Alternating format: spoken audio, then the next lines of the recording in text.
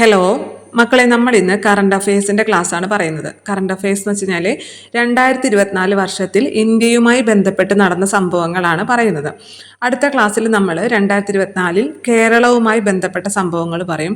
അതേപോലെ തന്നെ പദവികൾ, പുതിയ പദവികളിൽ ആരെല്ലാം, പുതിയ നിയമനങ്ങൾ ആരെല്ലാം, അതേപോലെ പുരസ്കാരങ്ങൾ, 2024 കിട്ടിയ പുരസ്കാരങ്ങൾ, സാഹിത്യ മേഖലയിൽ സംഭവിച്ച കാര്യങ്ങൾ, സിനിമ, ഇതുപോലെ ഓരോരോ സെപ്പറേറ്റ് ആയിട്ട് ഓരോരോ ടോപ്പിക്കായിട്ട് 2024 സംഭവിച്ച പ്രധാന കാര്യങ്ങൾ നിങ്ങൾക്ക് എളുപ്പത്തിന് പഠിക്കാൻ, അതായത് ഒരു എക്സാമിന് പോകുന്നതിന് മുമ്പ് പഠിക്കാൻ പറ്റുന്ന രീതിയിൽ നല്ല രീതിയിൽ തന്നെ നൽകാം.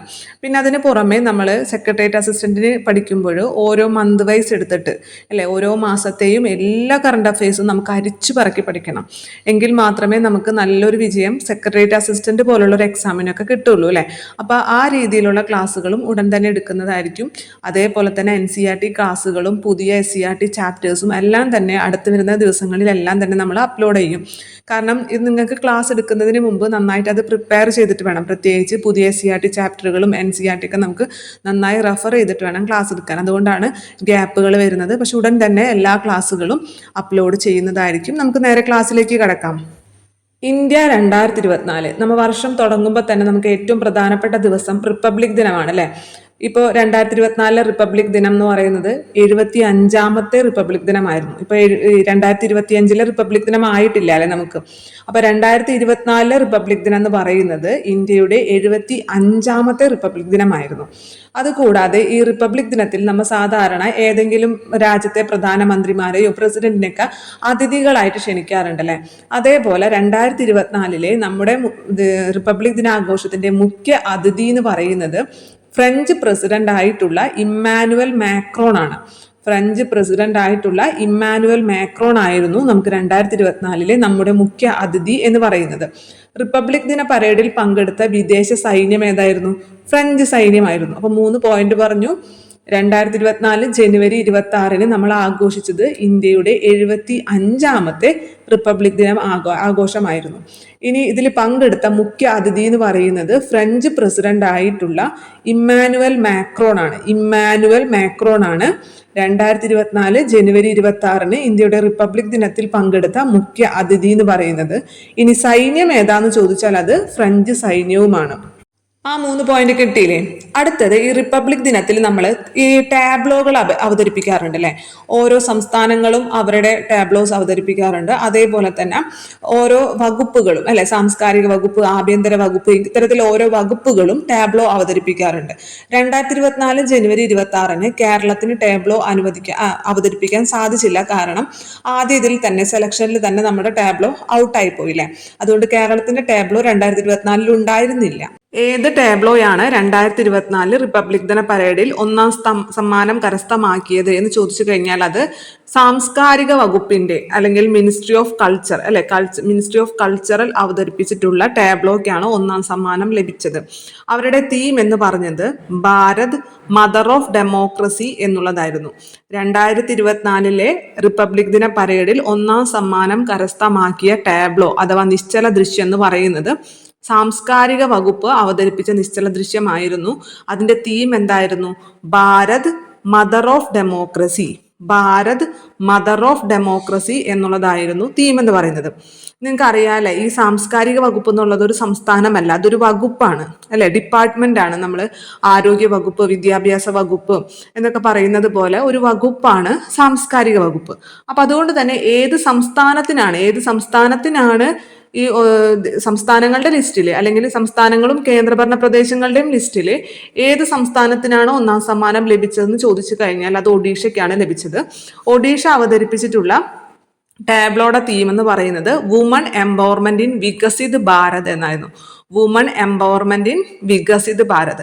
അപ്പൊ ഒന്നാം സമ്മാനം ലഭിച്ചത് സാംസ്കാരിക വകുപ്പിന്റെ ടാബ്ലോക്കാണ്. അതിന്റെ theme Bharat mother of democracy എന്നുള്ളതായിരുന്നു.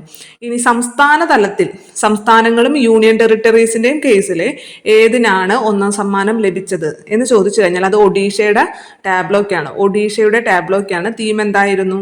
Woman empowerment in Viksit Bharat എന്നുള്ളതായിരുന്നു.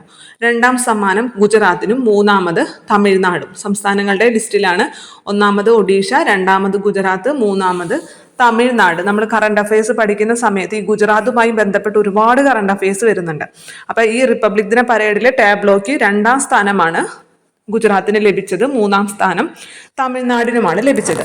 പിന്നെ അതേപോലെ തന്നെ ഈ നമ്മുടെ ഈ 75ാമത്തെ റിപ്പബ്ലിക് ഡേയുടെ തീം എന്തായിരുന്നു എന്ന് ചോദിച്ചു കഴിഞ്ഞാൽ അത് വികസിത് ഭാരത് എന്നുള്ളതും ഭാരത് ലോകതന്ത്രാക്കി മാതൃക, ഈ 2 തീമുകളാണ് 75ാമത്തെ റിപ്പബ്ലിക് ദിനത്തിന്റെ തീം എന്ന് പറയുന്നത്. തീം എന്താണ് എന്ന് ചോദിച്ചു കഴിഞ്ഞാൽ റിപ്പബ്ലിക് ദിനത്തിന്റെ തീം എന്താണ് എന്ന് ചോദിച്ചു കഴിഞ്ഞാൽ അത് വികസിത് ഭാരത്. വികസിത് ഭാരത് എന്ന് പറഞ്ഞാൽ നമ്മൾ സ്വാതന്ത്ര്യം കിട്ടി 100 വർഷം അല്ലേ, 2047 ആകുമ്പോഴേക്കും 100 വർഷം തികയാണ്. അപ്പൊ അതിനുള്ളിൽ ഇന്ത്യയെ പൂർണ്ണമായിട്ടും വികസിതമാക്കുക, അതാണ് വികസിത ഭാരത് എന്നുള്ളത്. അപ്പൊ വികസിത് ഭാരത് എന്നുള്ളതും ഭാരത് ലോകതന്ത്രാക്കി മാതൃക, ഭാരത് ലോകതന്ത്രാക്കി മാതൃക എന്നുള്ളതുമായിരുന്നു ഈ റിപ്പബ്ലിക് ദിനത്തിന്റെ തീം എന്ന് പറയുന്നത്. 2 തീമുകൾ പറഞ്ഞിട്ടുണ്ട്. വികസിത് ഭാരതും പറയുന്നുണ്ട്, ഭാരത് ലോകതന്ത്രാക്കി മാതൃക എന്നുള്ളതും പറയുന്നുണ്ട്. അതേപോലെ തന്നെ വനിതകളെ കേന്ദ്രീകരിച്ചുകൊണ്ടുള്ളതായിരുന്നു, വനിതാ കേന്ദ്രീകൃതമായിരുന്നു നമ്മളുടെ 75ാമത്തെ റിപ്പബ്ലിക് ദിന പരേഡ് എന്ന് പറയുന്നത്. ഇതിൽ ഒരുപാട് വനിതകൾ പങ്കെടുത്തിട്ടുള്ള ഒരു റിപ്പബ്ലിക് ദിന പരേഡാണ്. അപ്പൊ ഇത്രയും കാര്യങ്ങളൊക്കെ നിങ്ങൾ സ്റ്റേറ്റ്മെന്റ് തരത്തിലൊക്കെ ചോദ്യം വരാൻ സാധ്യതയുള്ളതുകൊണ്ട് ഓർത്ത് വെക്കുക. എന്തൊക്കെ കാര്യങ്ങളാണ് പറഞ്ഞത്? 75ാമത്തെ റിപ്പബ്ലിക് ദിന പരേഡാണ് നമ്മൾ 2024 ജനുവരി 26 കഴിഞ്ഞത് അല്ലേ. ആരായിരുന്നു മുഖ്യ അതിഥി? ഫ്രാൻസിന്റെ പ്രസിഡന്റ് ആയിട്ടുള്ള ഇമ്മാനുവൽ മാക്രോൺ ആയിരുന്നു മുഖ്യ അതിഥി. ഏത് രാജ്യത്തിന്റെ സൈന്യമാണ് പങ്കെടുത്തതെന്ന് ചോദിച്ചാൽ അത് ഫ്രഞ്ച് സൈന്യമാണ് പങ്കെടുത്തത്. അതേപോലെ തന്നെ എന്തായിരുന്നു തീം? 75ാമത്തെ റിപ്പബ്ലിക് ദിന പരേഡിന്റെ തീം എന്തായിരുന്നു എന്ന് ചോദിച്ചാൽ വികസിത് ഭാരത്, ഭാരത് ലോകതന്ത്രാക്കി മാതൃക എന്നിവയായിരുന്നു തീം. ഇനി വനിതാ കേന്ദ്രീകൃതമായിരുന്നു അല്ലെ, നമ്മുടെ 2024 റിപ്പബ്ലിക് ദിന പരേഡ് എന്ന് പറയുന്നത് വനിതാ കേന്ദ്രീകൃതമായിരുന്നു. പിന്നെ ടാബ്ലോന്റെ കേസിൽ നിശ്ചല ദൃശ്യങ്ങളുടെ കാര്യം ചോദിക്കുമ്പോൾ കേരളത്തിന്റെ നിശ്ചല ദൃശ്യം 2024 പങ്കെടുത്തിട്ടുണ്ടായിരുന്നില്ല, കാരണം റിജക്റ്റ് ആയി പോയി. പിന്നെ ആരുടെ ടാബ്ലോക്കാണ്, നിശ്ചല ദൃശ്യത്തിനാണോ 1ാം സമ്മാനം ലഭിച്ചതെന്ന് ചോദിച്ചാൽ സാംസ്കാരിക വകുപ്പിന്റെ ടാബ്ലോക്കാണ് 1ാം സമ്മാനം ലഭിച്ചത്. അവരുടെ തീം എന്തായിരുന്നു? Bharat mother of democracy, Bharat mother of democracy എന്നുള്ളതായിരുന്നു തീം. സംസ്ഥാനങ്ങളുടെ പട്ടികയിൽ 1ാം സ്ഥാനം ഒഡീഷയ്ക്കും, 2ാമത് ഗുജറാത്ത്, 3ാമത് തമിഴ്നാട്. ഒഡീഷയുടെ തീം എന്തായിരുന്നു? Woman empowerment in Viksit Bharat, woman empowerment in Viksit Bharat എന്നുള്ളതായിരുന്നു ഒഡീഷയുടെ തീം എന്ന് പറയുന്നത്. ഇത്രയും കാര്യങ്ങളാണ് റിപ്പബ്ലിക് ദിന പരേഡുമായിട്ട് നമുക്ക് ഓർത്തുവെക്കാനുള്ളത്. ഇനി അടുത്തത് ഭാരതരത്നയെ കുറിച്ചാണ് പറയുന്നത്. ഭാരതരത്ന ഇത്തവണ എത്ര പേർക്ക് ലഭിച്ചു? 5 പേർക്ക് ലഭിച്ചു അല്ലെ. 2024 ഭാരതരത്ന 5 പേർക്ക് ലഭിച്ചിട്ടുണ്ടായിരുന്നു. അതിൽ ഒരാൾക്ക് മാത്രമാണ് ജീവിച്ചിരിക്കുന്ന വ്യക്തി, ഒരാൾ മാത്രമാണ് ജീവിച്ചിരിക്കുന്ന വ്യക്തി, ബാക്കി എല്ലാവരും മരണാന്തരമാണ് ലഭിച്ചത്. ആർക്കാണ് ജീവിച്ചിരിക്കുന്ന വ്യക്തി എന്ന് പറയുന്നത്? LK അദ്വാനി അല്ലെ. LK അദ്വാനിക്ക് മറ്റൊരു പ്രത്യേകത കൂടിയുണ്ട്. എന്താണ്? 50ാമത്തെ വ്യക്തിയാണ്, ഭാരതരത്നം ലഭിച്ച 50ാമത്തെ വ്യക്തിയാണ് LK അദ്വാനി എന്ന് പറയുന്നത്. പിന്നെ ആർക്കൊക്കെയാണ് ലഭിച്ചത്? 2 പ്രൈം മിനിസ്റ്റേഴ്സിന് ലഭിച്ചിട്ടുണ്ട് അല്ലെ. നമ്മുടെ മുമ്പത്തെ 2 പ്രൈം മിനിസ്റ്റേഴ്സിന് ലഭിച്ചിട്ടുണ്ട്. ഒന്ന് നരസിംഹറാവു, മറ്റൊന്ന് ചൗധരി ചരൺ സിംഗ്. നരസിംഹറാവു, ചൗധരി ചരൺ സിംഗ്. പിന്നെ MS സ്വാമിനാഥൻ, പിന്നെ ഒന്ന് കർപ്പൂരി താക്കൂർ. കർപ്പൂരി താക്കൂർ എന്ന് പറയുന്നത് ബീഹാറിന്റെ മുൻ മുഖ്യമന്ത്രി ആയിരുന്നു. അപ്പൊ ഇത്രയും പേർക്കാണ്, ഈ 5 പേർക്കാണ് ഭാരതരത്ന ലഭിച്ചത്. ആർക്കൊക്കെയാണോ ഒന്നുകൂടി ഓർത്ത് നോക്കിയേ. 50ാമത്തെ വ്യക്തി എന്ന് പറഞ്ഞാൽ നമ്മൾ LK അദ്വാനി അല്ലെ. LK അദ്വാനിയാണ്. LK അദ്വാനിയുടെ പ്രത്യേകത എന്താണ്? അദ്ദേഹം BJPയുടെ നേതാവും മുൻ ഉപപ്രധാനമന്ത്രിയായിരുന്നു.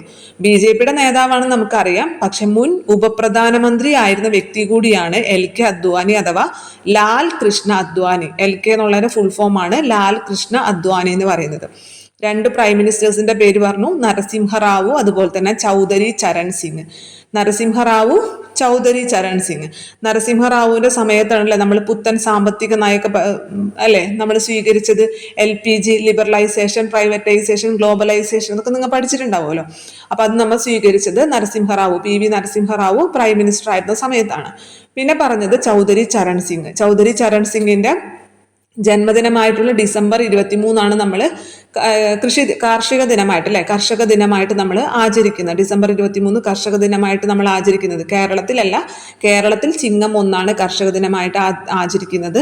ദേശീയ കർഷക ദിനം എന്ന് പറയുന്നത് ഡിസംബർ 23 ചൗധരി ചരൺ സിംഗിന്റെ ജന്മദിനമാണ്. അപ്പൊ അതുമായി ബന്ധപ്പെട്ട് നമുക്ക് MS സ്വാമിനാഥനെയും ഓർക്കാം അല്ലെ. ഹരിത വിപ്ലവത്തിന്റെ പിതാവ് എന്നറിയപ്പെടുന്ന MS സ്വാമിനാഥനും എന്ത് ലഭിച്ചിട്ടുണ്ടായിരുന്നു? നമ്മുടെ ഭാരതരത്ന ലഭിച്ചിട്ടുണ്ടായിരുന്നു. പിന്നെ ഒരു വ്യക്തി എന്ന് പറയുന്നത് കർപ്പൂരി താക്കൂറാണ്. അദ്ദേഹം ബീഹാർ മുൻ മുഖ്യമന്ത്രിയാണ്. ബീഹാറിലെ മുൻ മുഖ്യമന്ത്രിയാണ് കർപ്പൂരി താക്കൂർ എന്ന് പറയുന്നത്. ഈ 5 പേർക്കാണ് ഇത്തവണ ഭാരതരത്ന ലഭിച്ചത്. അടുത്തത് പത്മ പുരസ്കാരാണ്. ഇന്ത്യയിലെ ഏറ്റവും വലിയ സിവിലിയൻ ബഹുമതി ഏതാണ്? അത് ഭാരതരത്നയാണ് അല്ലെ. ഇന്ത്യയിലെ ഏറ്റവും വലിയ സിവിലിയൻ ബഹുമതി ഏതെന്ന് ചോദിച്ചാൽ ഭാരതരത്നയാണ്. അത് കഴിഞ്ഞാൽ പിന്നെ പത്മ പുരസ്കാരങ്ങളാണ് അല്ലെ. ഈ പത്മ പുരസ്കാരം തന്നെ 3 ഉണ്ടെന്ന് അറിയാലോ. പത്മവിഭൂഷൺ ഉണ്ട്, പത്മഭൂഷൺ ഉണ്ട്, പത്മശ്രീ ഉണ്ട് അല്ലെ. പത്മവിഭൂഷൺ, പത്മഭൂഷൺ, പത്മശ്രീ. ഏറ്റവും ടോപ്പിൽ ഏതാണ്? പത്മവിഭൂഷൺ ആണ്. വിന്നർ എന്നുള്ള വി വരുന്ന വിഭൂഷൺ, പത്മവിഭൂഷൺ ആണ് ഏറ്റവും ടോപ്പിലുള്ളത്. അത് എപ്പോഴും കുറച്ച് പേർക്കേ കിട്ടാറുള്ളൂ അല്ലെ. അതിന് തൊട്ട് താഴെ പത്മഭൂഷൺ, പിന്നെ പത്മശ്രീ. ഈ പത്മവിഭൂഷൺ ലഭിച്ചവരെ നമ്മൾ എല്ലാവരുടെ പേരും പഠിച്ചിരിക്കണം. കാരണം അത് വളരെ കുറച്ച് പേർക്കേ കിട്ടാറുള്ളൂ. അതുകൊണ്ട് പത്മവിഭൂഷൺ കിട്ടിയ എല്ലാവരുടെ പേരും നമ്മൾ പഠിച്ചിരിക്കണം. എന്നാൽ പത്മഭൂഷണും പത്മശ്രീയുടെയും കേസിൽ മലയാളികളുടെ പേര് മാത്രം നമ്മൾ പഠിച്ചാൽ മതി. അപ്പൊ ആദ്യം പത്മവിഭൂഷൺ എന്ന് പറയുമ്പോൾ തന്നെ നമുക്ക് വി വെച്ച് ഓർക്കാം അല്ലെ. ഏറ്റവും ടോപ്പിലുള്ളതാണ് വി വെച്ച് തന്നെ നമുക്ക് ഓർക്കാം. അതായത് വി വെച്ച് വരുന്ന 2 പേരുകളുണ്ട്. ഒന്ന് വെങ്കയ്യ നായിഡുവിന് എല്ലാവർക്കും അറിയായിരിക്കില്ല. നമ്മുടെ ഉപരാഷ്ട്രപതിയായിരുന്നു. നമ്മുടെ ഉപരാഷ്ട്രപതി ആയിരുന്നു ആര്? വെങ്കയ്യ നായിഡു എന്നുള്ളത്. പിന്നൊന്ന് വൈജയന്തി മാലാ ബാലി. ആ പേര് കേൾക്കുമ്പോൾ തന്നെ അറിയാലോ, അവരൊരു നർത്തകിയും നടിയുമാണ് ആര്? വൈജയന്തി മാലാ ബാലി എന്ന് പറയുന്നത്. അപ്പൊ 2 പേര് പഠിച്ചോ. പത്മവിഭൂഷൺ ലഭിച്ച 2 പേരുകളാണ്. 2 പേരല്ല കേട്ടോ, ഇനിയുണ്ട്. ആദ്യത്തെ 2 പേര് നിങ്ങൾ പഠിച്ചേക്കുക. ആരൊക്കെയാണ്? വെങ്കയ്യ നായിഡു, വൈജയന്തി മാലാ ബാലി. ഇനി വൈജയന്തി മാല എന്നല്ലേ പറയുന്നത്. ഈ മാല നമ്മൾ താമര കൊണ്ടുള്ള മാലയാണെന്ന് സങ്കല്പിക്കുക. മാല താമര കൊണ്ടുള്ള മാലയാണ്. അപ്പൊ താമര എന്ന് പറയുമ്പോൾ പത്മം അല്ലെ. പത്മ സുബ്രഹ്മണ്യം മൂന്നാമത്തെ വ്യക്തി പത്മ സുബ്രഹ്മണ്യമാണ്. പത്മ സുബ്രഹ്മണ്യവും എന്തുതന്നെയാണ്? നർത്തകി തന്നെയാണ്. ഇനി പത്മ സുബ്രഹ്മണ്യം എന്ന് പറയുന്നത് ഒരു ഈശ്വരനാണ് അല്ലെ. ഹിന്ദു മതത്തിലെ ഒരു ഈശ്വരനാണ് സുബ്രഹ്മണ്യം എന്നുള്ളത്. അപ്പൊ അതിൽ നിന്ന് നമുക്ക് ഈശ്വർ എന്നുള്ളതിൽ നിന്നും ബിന്ദേശ്വർ പദകാണ് 4ാമത്തെ വ്യക്തി. അദ്ദേഹം ഒരു സാമൂഹിക പ്രവർത്തകനാണ്. പിന്നെ ലാസ്റ്റത്തെ ആള് ചിരഞ്ജീവിനെ നിങ്ങൾക്ക് അറിയായിരിക്കും. തെലുങ്ക് നടനാണ് ചിരഞ്ജീവി എന്നുള്ളത്. അപ്പൊ നമ്മൾ ആദ്യം പറഞ്ഞത് 5 പേർക്കാണ് പത്മവിഭൂഷൺ ലഭിച്ചത്. നമ്മൾ വി എന്ന് എഴുതുമ്പോൾ അല്ലെ, പത്മവിഭൂഷൺ വി എഴുതാൻ നമ്മൾ 5 എന്നുള്ളതിന് നമ്മൾ വി എഴുതാറുണ്ട് അല്ലെ. അപ്പൊ 5 പേർക്കാണ് പത്മവിഭൂഷൺ ലഭിച്ചത്. ആ വിയിൽ തന്നെ നമ്മൾ തുടങ്ങുക വെങ്കയ്യ നായിഡു. നമ്മുടെ ഉപരാഷ്ട്രപതിയായിട്ടുള്ള വെങ്കയ്യ നായിഡു ആണ് 1ാമത്തെ വ്യക്തി. 2 വി വെച്ചിട്ട് തന്നെ വൈജയന്തി മാലാ ബാലി നർത്തകിയാണ്, നടിയാണ്. വൈജയന്തി മാല എന്ന് പറഞ്ഞു. അപ്പൊ മാല എന്തുകൊണ്ടുള്ളതാണ്? താമര കൊണ്ടുള്ളതാണ്. അപ്പൊ പത്മ സുബ്രഹ്മണ്യമാണ് 3ാമത്തെ വ്യക്തി, നർത്തകി തന്നെയാണ്. പത്മ സുബ്രഹ്മണ്യം എന്ന് പറയുന്നത് ഒരു ഈശ്വരനാണ് അല്ലെ. അപ്പൊ ബിന്ദേശ്വർ പദക് 4ാമത്തെ വ്യക്തി. അദ്ദേഹം ഒരു സാമൂഹിക പ്രവർത്തകനാണ്. 5ാമത്തെ വ്യക്തി ചിരഞ്ജീവി. അപ്പൊ നമ്മളിങ്ങനെ പേരുകൾ മറന്നു പോകാതിരിക്കാനാണ് അങ്ങനെ കണക്ട് ചെയ്ത് പറയുന്നത്. ആദ്യം വെങ്കയ്യ നായിഡു, പിന്നെ വി വെച്ചിട്ട് തന്നെയുള്ള വൈജയന്തി മാലാ ബാലി. മാല എന്ന് പറയുമ്പോൾ മാല പത്മം കൊണ്ട്, താമര കൊണ്ടാണെന്ന് ഓർക്കുക. അപ്പൊ പത്മ സുബ്രഹ്മണ്യം കിട്ടും. സുബ്രഹ്മണ്യം എന്നുള്ളത് ഒരു ഈശ്വരനാണ്. അപ്പൊ നമുക്ക് ബിന്ദേശ്വർ പദക് കിട്ടും. പിന്നെ ചിരഞ്ജീവി. ഈ 5 പേർക്കാണ് പത്മവിഭൂഷൺ ലഭിച്ചത്. അപ്പൊ ടോട്ടൽ എത്ര പേർക്കാണ് പത്മ അവാർഡ് കിട്ടിയെന്ന് ചോദിച്ചാൽ 132 പേർക്കാണ്. ടോട്ടല് 132 പേർക്ക് 132 പേർക്കാണ് പത്മ പുരസ്കാരങ്ങൾ കിട്ടിയത്. അതിൽ 5 പേര് പത്മവിഭൂഷണാണ്, 110 പേര് പത്മശ്രീയുമാണ്. ഈ 2 നമ്പർ പഠിക്കാൻ എളുപ്പല്ലേ. 5 പേർക്ക് പത്മവിഭൂഷൺ, 110 പേർക്ക് പത്മശ്രീ. അപ്പൊ നമ്മൾ 132 ഇത് കുറച്ചാൽ നമുക്ക് എത്ര കിട്ടും? 17 പേർക്കാണ് പത്മഭൂഷൺ കിട്ടിയിട്ടുള്ളത്. ഇങ്ങനെയൊക്കെ പറയണത് ചിലപ്പോൾ സ്റ്റേറ്റ്മെന്റ് തരത്തിലൊക്കെ തരാം. 17 പേർക്കാണ് ഇത്തവണ പത്മഭൂഷൺ ലഭിച്ചത് അല്ലെ? PSCയുടെ ഇപ്പൊ നിങ്ങൾ കഴിഞ്ഞ സെക്കൻഡ് പ്രിലിമിനറി എക്സാമിന്റെ ഒക്കെ ഇത് ക്വസ്റ്റ്യൻസുകൾ പാറ്റേൺ കണ്ടിട്ടുണ്ടാവും അല്ലെ? നമ്മൾ ആകെ അന്താളിച്ച് പോകുന്ന സ്റ്റേറ്റ്മെന്റുകളൊക്കെയാണ് അവർ തരുന്നത്. നമുക്ക് കൺഫ്യൂസ് അല്ലെ? അപ്പൊ അതുകൊണ്ട് ജസ്റ്റ് നിങ്ങൾ എങ്ങനെയൊക്കെ ഒന്ന് കണക്ട് ചെയ്ത് വെച്ച് പഠിക്കുക. 132 പേർക്കാണ് ടോട്ടല് പത്മ പുരസ്കാരം കിട്ടിയത്. 5 പേര് പത്മവിഭൂഷണും 110 പേര് പത്മശ്രീയും. അപ്പൊ ഇതെല്ലാം കൂടി കുറയ്ക്കുമ്പോൾ നമുക്ക് 17 അല്ലെ? 17ആണ് പത്മഭൂഷൺ കിട്ടിയത്. കൃത്യമായിട്ട് നമ്പർ പഠിക്കാൻ പറ്റുമെങ്കിൽ അങ്ങനെ പഠിക്കാം. ഇനി നമ്മൾ പറഞ്ഞില്ലേ, പത്മഭൂഷന്റെ കേസിലും പത്മശ്രീയുടെ കേസിലും നമുക്ക് മലയാളികളുടെ പേര് മാത്രം പഠിച്ചാൽ മതി. അതിൽ പത്മഭൂഷൺ 2 മലയാളികൾക്കേ ലഭിച്ചിട്ടുള്ളൂ. ഒന്ന് ഫാത്തിമ ബീവി. ഫാത്തിമ ബീവിനെ അറിയാലോ, നമ്മുടെ സുപ്രീം കോടതിയിലെ മുൻ വനിതാ ജഡ്ജി ആയിരുന്നു ഫാത്തിമ ബീവി അല്ലെ? ചീഫ് ജസ്റ്റിസ് അല്ല, ജഡ്ജി ആയിരുന്നു ഫാത്തിമ ബീവി. ഇതേവരെ വനിതകൾ ആരും തന്നെ സുപ്രീം കോടതിയിൽ ചീഫ് ജസ്റ്റിസ് ആയിട്ടില്ല. അപ്പൊ സുപ്രീം കോടതിയിലെ വനിതാ ജഡ്ജി, ആദ്യത്തെ വനിതാ ജഡ്ജിയാണ് ഫാത്തിമ ബീവി എന്ന് പറയുന്നത്. മരണാനന്തരമാണ് നൽകിയത്. പിന്നെ ഒന്ന് രാജഗോപാൽ. രാജഗോപാൽ എന്ന് പറയുന്നത് മുൻ കേന്ദ്രമന്ത്രിയാണ് രാജഗോപാൽ എന്നുള്ളത്. ഇവർക്ക് 2 പേർക്കാണ് പത്മഭൂഷൺ കിട്ടിയത്. പേര് ഓർക്കാൻ അത്ര ബുദ്ധിമുട്ടില്ലല്ലോ. ഒന്ന് രാജഗോപാലും മറ്റൊന്ന് ഫാത്തിമ ബീവിയും. മറന്നു പോകുന്നുണ്ടെങ്കിൽ ഫാത്തിമ എന്ന് പഠിച്ചിരിക്കുക. ഫാത്തിമ. രാജഗോപാലും ഫാത്തിമ ബീവിക്കുമാണ് പത്മഭൂഷൺ ലഭിച്ചത്. പിന്നെ പത്മശ്രീ ലഭിച്ചത് കുറച്ച് പേരുണ്ട്. കുറച്ച് പേരെന്ന് വെച്ചാൽ ഒരു 6 പേരുണ്ട്. 6 പേരുണ്ട് പഠിക്കാൻ, പക്ഷെ എളുപ്പമാണ്. അതിൽ 3 പേര് എൻ്റെ നാരായണന്മാരാണ്. മൊത്തം 6 പേരിൽ 3 പേര് നാരായണന്മാരാണ്. നാരായണൻ. ഏതൊക്കെ നാരായണനാണ്? ഒന്ന് സത്യനാരായണൻ, മുനിനാരായണൻ, പിന്നെ EP നാരായണൻ. സത്യനാരായണൻ, മുനിനാരായണൻ, EP നാരായണൻ അല്ലെ? 3 നാരായണന്മാർ. അങ്ങനെ തന്നെ നോക്കാം. നിങ്ങൾക്ക് ഓപ്ഷനിലൊക്കെ കിട്ടുമ്പോഴേ നാരായണൻ ഉണ്ടോ നോക്കാം. സത്യനാരായണൻ, മുനിനാരായണൻ, EP നാരായണൻ. സത്യനാരായണൻ, മുനിനാരായണൻ, EP നാരായണൻ. പിന്നെ ഒന്ന് അശ്വതി തിരുനാൾ, ഗൗരി ലക്ഷ്മിബായ് തമ്പുരാട്ടി. അശ്വതി തിരുനാൾ, ഗൗരി ലക്ഷ്മിബായ് തമ്പുരാട്ടി. പിന്നെ ഒന്ന് ചിത്രം നമ്പൂതിരിപ്പാട്, പിന്നെ സദനം ബാലകൃഷ്ണൻ. ഇങ്ങനെ 6 പേർക്കാണ് പത്മശ്രീ കിട്ടിയിട്ടുള്ളത്. നിങ്ങൾ പേടിക്കണം, നമ്മളിപ്പോൾ പഠിച്ചു തീർക്കും. ആദ്യം നമുക്ക് ഒന്നും കൂടി വരാം. 3 നാരായണന്മാർക്ക്. ആദ്യത്തത് സത്യനാരായണ ബലേരി. ബലേരി എന്ന് പറയുമ്പോൾ തന്നെ അവിടെ ഒരു അരി ഉണ്ട് അല്ലെ? സത്യനാരായണ ബലേരി, അരി വരുന്നില്ലേ? അപ്പൊ തന്നെ നമുക്ക് അറിയാം ആരാണ്.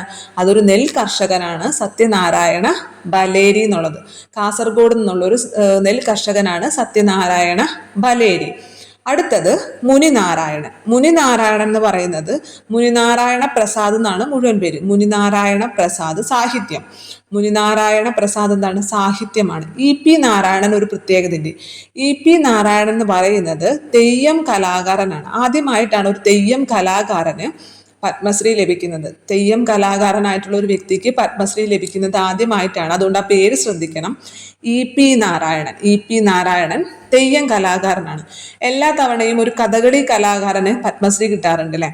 ഇത്തവണയും ഒരു കഥകളി കലാകാരന് നമ്മുടെ പത്മശ്രീ ലഭിച്ചിട്ടുണ്ട്. അത് സദനം ബാലകൃഷ്ണനാണ്. സദനം ബാലകൃഷ്ണൻ. കഥകളിയായിട്ട് നമുക്കൊരു കണക്ഷൻ തോന്നും അല്ലെ?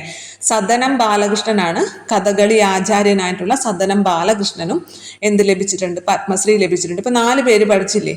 ഏതൊക്കെയാണ്? സത്യനാരായണൻ, മുനിനാരായണൻ, EP നാരായണൻ. അതിൽ EP നാരായണനാണ് നമ്മൾ എന്ത് പറഞ്ഞത്? തെയ്യം കലാകാരനാണെന്ന് പറഞ്ഞത്. പിന്നെ കഥകളി എന്നുള്ള ഒരു വ്യക്തിയുണ്ട്. അതാരാണ്? സദനം ബാലകൃഷ്ണൻ. പിന്നെ നമ്മുടെ അശ്വതി തിരുനാൾ, ഗൗരി ലക്ഷ്മിബായ് തമ്പുരാട്ടി. സാഹിത്യം, വിദ്യാഭ്യാസം. ചിത്രം നമ്പൂതിരിപ്പാട് സാഹിത്യം തന്നെയാണ്. ചിത്രം നമ്പൂതിരിപ്പാട് സാഹിത്യം. അപ്പൊ മിക്കവരും ഇതിൽ സാഹിത്യം തന്നെയാണ് അല്ലെ? സാഹിത്യം അല്ലാത്തവർ പിന്നെ ആരൊക്കെയാണ്? ഒന്ന് നെൽ കർഷകന്റെ കാര്യം പറഞ്ഞത്. അവിടെ അരിയുണ്ട് അല്ലെ? സത്യനാരായണ ബലേരി അരിയുണ്ട്. സത്യനാരായണ ബലേരി നെൽ കർഷകനാണെന്ന് പറഞ്ഞു. സദനം ബാലകൃഷ്ണൻ കഥകളിയാണെന്ന് പറഞ്ഞു. EP നാരായണൻ തെയ്യം കലാകാരനാണെന്ന് പറഞ്ഞു. ബാക്കി 3 പേരും സാഹിത്യം തന്നെയാണ്. അതായത് അശ്വതി തിരുനാൾ, ഗൗരി ലക്ഷ്മിബായ് സാഹിത്യമാണ്. ചിത്രം നമ്പൂതിരിപ്പാട് സാഹിത്യമാണ്. മുനിനാരായണ പ്രസാദും സാഹിത്യമാണ്. അപ്പൊ പഠിച്ചോ? പത്മ പുരസ്കാരങ്ങൾ പഠിച്ചോ? എത്ര പേർക്ക് ടോട്ടൽ പത്മ പുരസ്കാരം കിട്ടി? 132 പേർക്ക് കിട്ടി. ഏറ്റവും ഹയസ്റ്റ് അല്ലെങ്കിൽ ഏറ്റവും ഉയർന്ന പത്മ പുരസ്കാരം പത്മവിഭൂഷണാണ്. പത്മവിഭൂഷൺ 5 പേർക്കേ കിട്ടിയിട്ടുള്ളൂ.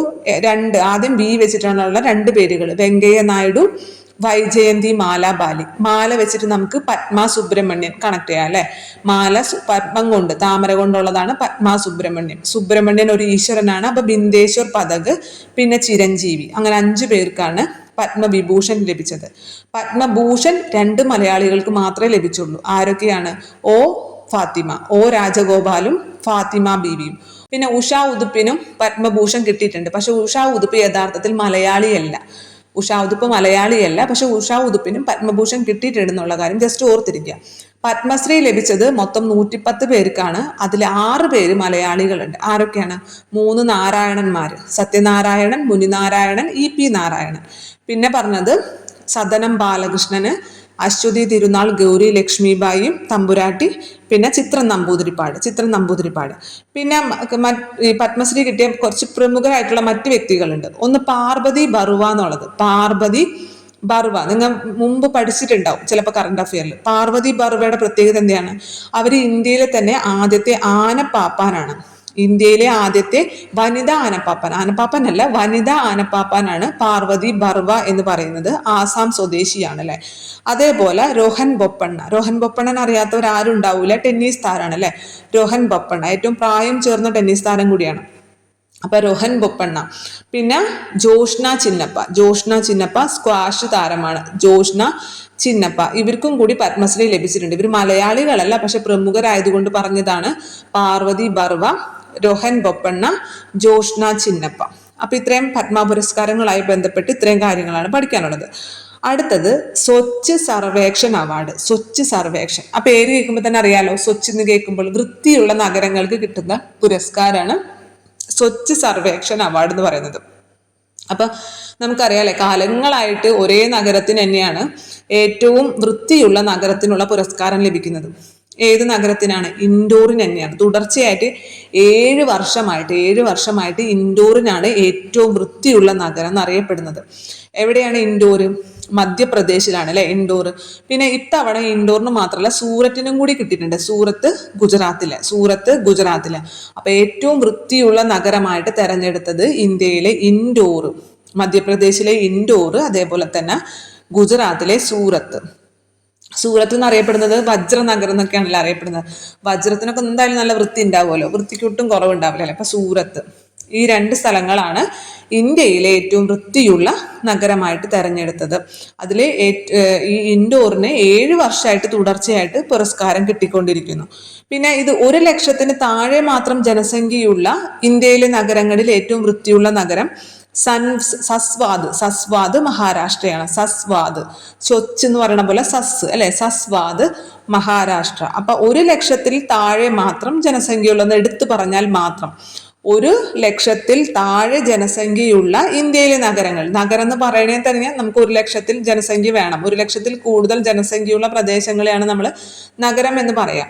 പിന്നെ ചില പ്രത്യേക കണ്ടീഷൻസ് ഉണ്ടെങ്കിൽ നമ്മൾക്ക് നഗരമായിട്ട് പറയൂലേ, നഗരമായിട്ട് പ്രഖ്യാപിക്കാനൊക്കെ സാധിക്കും. അത് നമുക്ക് പിന്നെ ചർച്ച ചെയ്യാം. അപ്പൊ 1 ലക്ഷത്തിൽ താഴെ ജനസംഖ്യയുള്ള നഗരങ്ങളിലെ ഏറ്റവും വൃത്തിയുള്ള നഗരം സസ്വാദ് മഹാരാഷ്ട്ര. ഇനി നമ്മൾ സംസ്ഥാനങ്ങളുടെ കേസ് പറയാണ്. ഏറ്റവും മികച്ച പ്രകടനം, ഈ വൃത്തിയുടെ കാര്യത്തിൽ ഏറ്റവും മികച്ച പ്രകടനം കാഴ്ചവെച്ച സംസ്ഥാനങ്ങളിൽ 1ാമതെത്തിയത് മഹാരാഷ്ട്രയും 2ാമത് മധ്യപ്രദേശും 3ാമത് ഛത്തീസ്ഗഡാണ്. മഹാരാഷ്ട്ര, മധ്യപ്രദേശ്, ഛത്തീസ്ഗഡ്.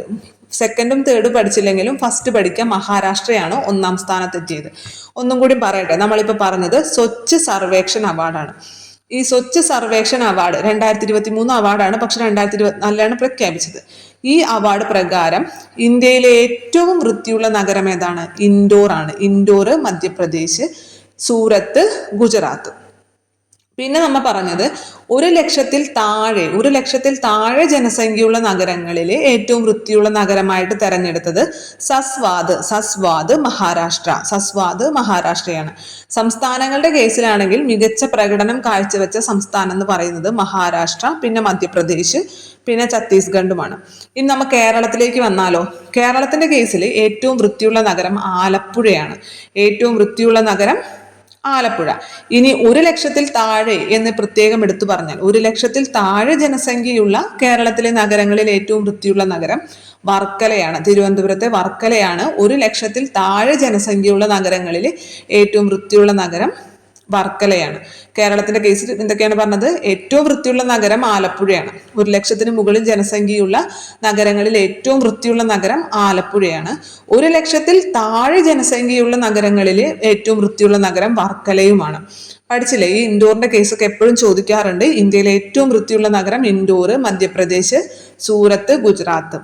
ഇനി 1,00,000 താഴെ, അതങ്ങനെ ചോദിക്കാറില്ല എങ്കിലും മനസ്സിലാക്കി വെക്കുക. 1,00,000 താഴെ ജനസംഖ്യയുള്ള നഗരങ്ങളുടെ കേസ് ചോദിച്ചാൽ സസ്വാദ് മഹാരാഷ്ട്ര. സസ്വാദ് മഹാരാഷ്ട്ര. ഏറ്റവും മികച്ച പ്രകടനം കാഴ്ചവെച്ച സംസ്ഥാനം മഹാരാഷ്ട്രയാണ്. നമ്മുടെ കേരളത്തിലേക്ക് വരുമ്പോൾ കേരളത്തിലെ ഏറ്റവും വൃത്തിയുള്ള നഗരം ആലപ്പുഴയാണ്. 1,00,000 താഴെ ജനസംഖ്യ എന്ന് എടുത്ത് ചോദിച്ചാൽ മാത്രം വർക്കല, തിരുവനന്തപുരമാണ്. അടുത്തത് ദേശീയ ജല പുരസ്കാരം 2023. ആ പേരിൽ തന്നെ നമുക്ക് അതും കിട്ടും. ദേശീയ ജല പുരസ്കാരം എന്ന് പറയുമ്പോൾ ജലസംരക്ഷണവുമായി ബന്ധപ്പെട്ട് നൽകുന്ന പുരസ്കാരമാണ്. നേരത്തെ നമ്മൾ സ്വച്ഛ് സർവേക്ഷൺ അവാർഡ്, സ്വച്ഛ് അല്ലെ, സ്വച്ഛ് വൃത്തിയുള്ള നഗരങ്ങൾക്ക് നൽകുന്നതാണ് സ്വച്ഛ് സർവേക്ഷൺ പുരസ്കാരം. ഇത് ദേശീയ ജല പുരസ്കാരം. ദേശീയ ജല പുരസ്കാരം ജലസംരക്ഷണത്തിന് നൽകുന്നതാണ്. ഇവിടെ നമുക്ക് പഠിക്കേണ്ട ഒരു പ്രധാനപ്പെട്ട പോയിന്റ് ഉണ്ട്. എന്താണെന്നറിയോ? 2023 ദേശീയ ജല പുരസ്കാരങ്ങളിൽ സംരക്ഷണത്തിൽ രാജ്യത്തെ തന്നെ ഏറ്റവും മികച്ച പഞ്ചായത്തായിട്ട് തെരഞ്ഞെടുത്തത് കേരളത്തിലെ പഞ്ചായത്താണ് പുല്ലംപാറ, തിരുവനന്തപുരം. പുല്ലംപാറ.